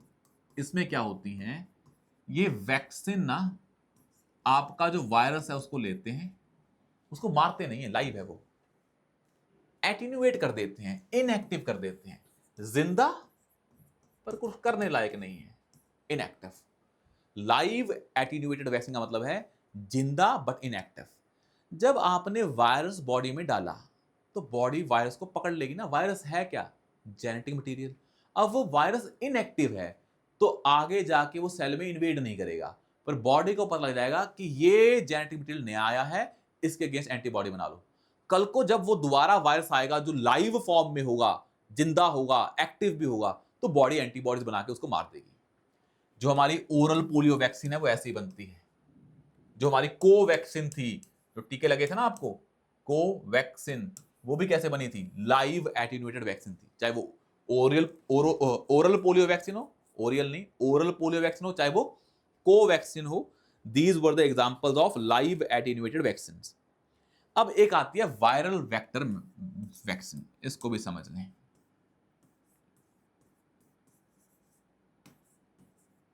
अब ना आपको वायरस लोगे पहले, अगर आपको वैक्सीन बनानी है, पहले आप वायरस लोगे, फिर उसको आप इनएक्टिव करोगे, फिर उसको आप मल्टीप्लाई करोगे, क्योंकि वैक्सीन एक को ना बनानी है। इसमें भी क्या होगा, जो आपका यहां भी वायरस है आपका, अगर वैक्सीन बनानी है इसको भी मल्टीप्लाई करना पड़ेगा। कैसे, अभी बताते हैं। मतलब इसमें बहुत ही महंगा काम है ये वैक्सीन बनाना, लैब में जाके आपको कल्चर करना पड़ेगा। तो these vaccine are very costly, पर बनानी बड़ी सिंपल है। मतलब इनमें इतना दिमाग नहीं लगता है, पर जब बनाने बैठते हो तो खर्चा बहुत होता है। ये आपको पता लग गया। ये बताता हूं क्या होती है वायरल वेक्टर वैक्सीन। नाम क्या है, वायरल वेक्टर। मतलब वैक्सीन बनाई है हमने कोई वैक्सीन बनाई है किसी वायरस के अगेंस्ट, किसका यूज करके, वेक्टर का यूज करके। फॉर एग्जाम्पल आपके पास कोई एडिनो वायरस है, एडिनो वायरस। भाई आपके बॉडी में ऐसे बहुत सारे वायरसेस होते हैं, नेचर में एग्जिस्ट करते हैं, जो इतने खतरनाक नहीं है। हमने एक वायरस उठाया जो आपके लिए, बॉडी के लिए ज़्यादा खतरनाक नहीं है, बस आपको क्या करता है, उससे कोल्ड होता है। जब आप वैक्सीन लेते हैं सिम्टम्स होते हैं ना, जब आपने कोविड वैक्सीन ली थी सिम्टम्स आए थे ना, तो सिम्टम्स आते हैं क्योंकि कुछ वैक्सीन क्या होती हैं, वायरल वेक्टर वैक्सीन होती हैं। जैसे फॉर एग्जाम्पल कोविशील्ड, तभी कह रहे थे कि कोविशील्ड अच्छी है कि कोवैक्सीन अच्छी है। साइंटिफिकली देखें, कोविशील्ड क्या थी, वायरल वेक्टर वैक्सीन। हमने क्या किया, एक एडिनो वायरस लिया जो कि आपको नॉर्मल आपकी बॉडी में होता रहता है, आपको प्रॉब्लम होती रहती है, पर वो इतनी डेंजरस नहीं होती है। कफ हो गया, कोल्ड हो गया, उससे बस खत्म हो जाती है वो। आपने वो वायरस लिया, उस वायरल को काटा। काटा तो क्या, उस वायरल में मान लो ये वायरस था, आपने रेड पार्ट ऐड कर दिया। किसका? कोविड का। आपने कोविड 19 में से डीएनए निकाला, उस वायरस का जेनेटिक मटेरियल निकाला। डीएनए नहीं, क्या निकाला? Genetic material. डिपेंड करता है, डीएनए भी हो सकता है चाहे RNA. In case of Covid वो क्या था? आरएनए था। कई वायरस होते हैं जो डीएनए बेस्ड होते हैं, कुछ आरएनए बेस्ड होते हैं, पर होगा उनमें जेनेटिक मटेरियल तो होगा ही होगा। लेट्स सपोज हमने एडिनो वायरस लिया, उस एडिनो वायरस में हमने क्या कर दिया, अपना जो वायरस था उसका जेनेटिक मटेरियल ऐड कर दिया। तो क्या बन गया वो? White plus red. हमने ये बॉडी में डाल दिया। जब ये वायरस बॉडी में जाएगा तो इस वायरस में क्या है? आपके कोविड वायरस का जीन, जेनेटिक मटेरियल। तो बॉडी उस जेनेटिक मटेरियल के अगेंस्ट क्या बना लेगी? एंटीबॉडीज बना लेगी। आपने वायरस डायरेक्टली नहीं भेजा है, जिंदा और इनएक्टिव। आपने कोई और वायरस के डीएनए में चेंज करके भेजा है। That is called as viral vector method. इससे बनी थी कोविशील्ड। जो स्पुतनिक थी तो वो इससे बनी थी। कोविशील्ड और Sputnik were basically formed by this method. तो आपने कोई वेक्टर लिया, this adenovirus was acting as a vector. फिर आपने वायरल डिसीज का जेनेटिक मटेरियल डाल दिया, तो क्या बन गई? वायरल वेक्टर वैक्सीन बन गई। तो मतलब आपने किसी के जेनेटिक मटेरियल में चेंज करके वायरस का जेनेटिक मटेरियल डाल दिया। ये भी एक तरीका है वैक्सीन को बनाने का। अब सबसे बेस्ट क्या है कि हम क्यों डालें वायरस जिंदा चाहे इनएक्टिव हो? क्यों डालें हम किसी और एडिनो वायरस का जेनेटिक मटेरियल? हम क्या करते हैं, हम डायरेक्टली जो वायरस है उसका डीएनए डाल देते हैं, या उसका जो आरएनए है वो डाल देते हैं। कुछ भी हो सकता है वो। क्यों डालें हम पूरा का पूरा वायरस? क्योंकि वायरस एंड में करता क्या है?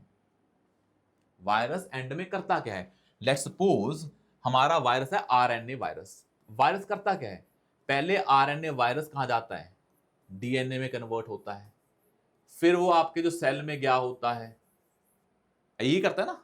आपका वायरस आरएनए वायरस था, पहले वो डीएनए में कन्वर्ट होगा, फिर वो आपके सेल में घुस गया है, डीएनए में कन्वर्ट हो गया है, फिर डीएनए के बेसिस पे क्या बनाएगा? प्रोटीन बनाएगा।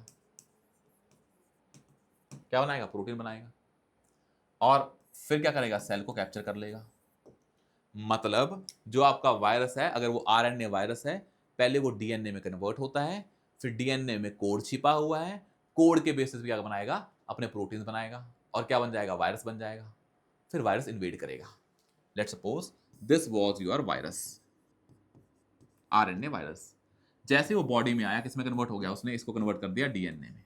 डीएनए में कोड छिपा है और क्या बना लिया उसने? प्रोटीन। अब वो कहां जाएगा? सेल में। यही होगा। तो वायरस आरएनए था, पहले वो किसमें कन्वर्ट हुआ? डीएनए में। डीएनए क्या बनाए? Proteins, spike proteins.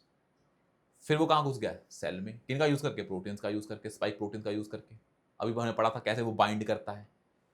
हमने बोला हम क्यों डालें वायरस? एंड में काम कौन कर रहा है? डीएनए। एंड में काम कौन कर रहा है? Spike protein. क्या करते हैं? बनाते हैं सब यूनिट वैक्सीन।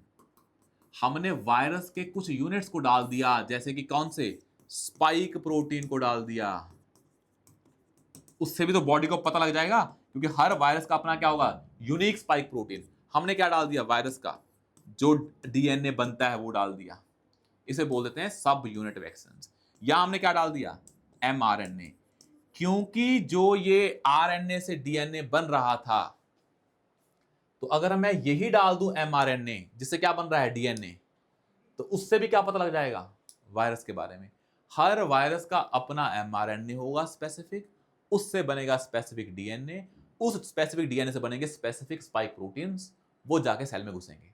चाहे तो स्पाइक प्रोटीन उठा लो, चाहे डीएनए उठा लो, चाहे एमआरएनए उठा लो, कुछ भी उठा लो। अगर ये उठा रहे हो तो आप पूरा का पूरा वायरस नहीं डाल रहे हो, वायरस का कुछ पार्ट डाल रहे हो। That is called as subunit vaccine. ये आपको पता होनी चाहिए। दीज वैक्सीन वर सब यूनिट वैक्सीन।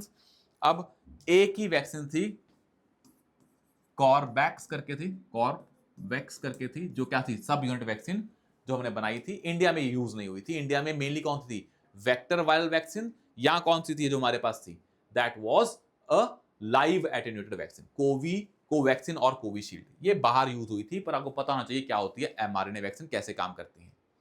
तो यहां तो आप वायरस डालो, या फिर जो वायरस जिससे बना है वो चीज डालो, तो बेस्ट क्या है। अब ना आपने जब एडिनो वायरस डाला, अब कोई बंदा है लेट्स सपोज वैली वो इम्यून उसकी इम्यूनिटी वीक है, आपने एक और वायरस डाल दिया।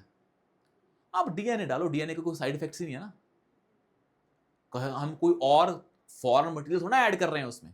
आपने लाइव एटेन्यूएटेड वायरस डाल दिया, पूरा वायरस डाल दिया, क्या पता उसको डालने से इंसान में और रिएक्शन हो जाएं, क्योंकि आप वायरस डाल रहे हो, वायरस का पूरा जेनेटिक मटेरियल डाल रहे हो। वायरस को जब तुम डाल रहे हो जिंदा, तो फिर जिंदा चाहे वो इनएक्टिव है, पर उससे और भी तो साइड इफेक्ट्स हो सकते हैं। तभी कोवैक्सीन और कोविशील्ड के साइड इफेक्ट्स थे ज्यादा, एमआरएनए कितने नहीं होंगे, बिकॉज आपने कुछ एक्स्ट्रा डाला ही नहीं है, आपने बिल्कुल वो चीज डाली है जो चाहिए, तो और कोई साइड इफेक्ट्स नहीं हो सकते हैं। और आपने क्या डाला है, डीएनए आरएनए डाला है, जिससे आपके कोई भी वायरस के बॉडी, जो बॉडी है स्ट्रक्चर है उसका कोई भी पार्ट नहीं गया है उसमें अदर देन जेनेटिक मटेरियल, तो उसके साइड इफेक्ट्स बहुत ही कम होते हैं। और क्योंकि जो पहले वाली वैक्सीन है उसको कल्चर करना पड़ता है, तो बहुत महंगी होती हैं, ये वैक्सीन बड़ी आसान है। टेक्नोलॉजिकली थोड़ी क्या है, टेक्नोलॉजिकली थोड़ी ज्यादा क्या है, कॉम्प्लिकेटेड है, पर जब बन जाएंगी तो बहुत ही सस्ती बनती हैं। They are very cheap vaccine, DNA और एमआरएनए वैक्सीन, तभी ये अच्छी इनोवेशन है। आया समझ में। तो हमने ये वैक्सीन की टाइप भी कर दिया। In next class we will continue with the more diseases, जैसे ह्यूमन पैपिलोमा वायरस, ये सारे डिसीजेस जो हैं डेंगू वायरस को और डिटेल में करेंगे। टीबी, पोलियो सब पढ़ेंगे, गवर्नमेंट के इनिशिएटिव क्या क्या है, निश्चय पोर्टल, वो सब कुछ पढ़ेंगे, ताकि आपकी डिसीजेस क्या हो जाएं, अच्छे से कवर हो जाएं। तो will see you soon in the next session. Thank you so much.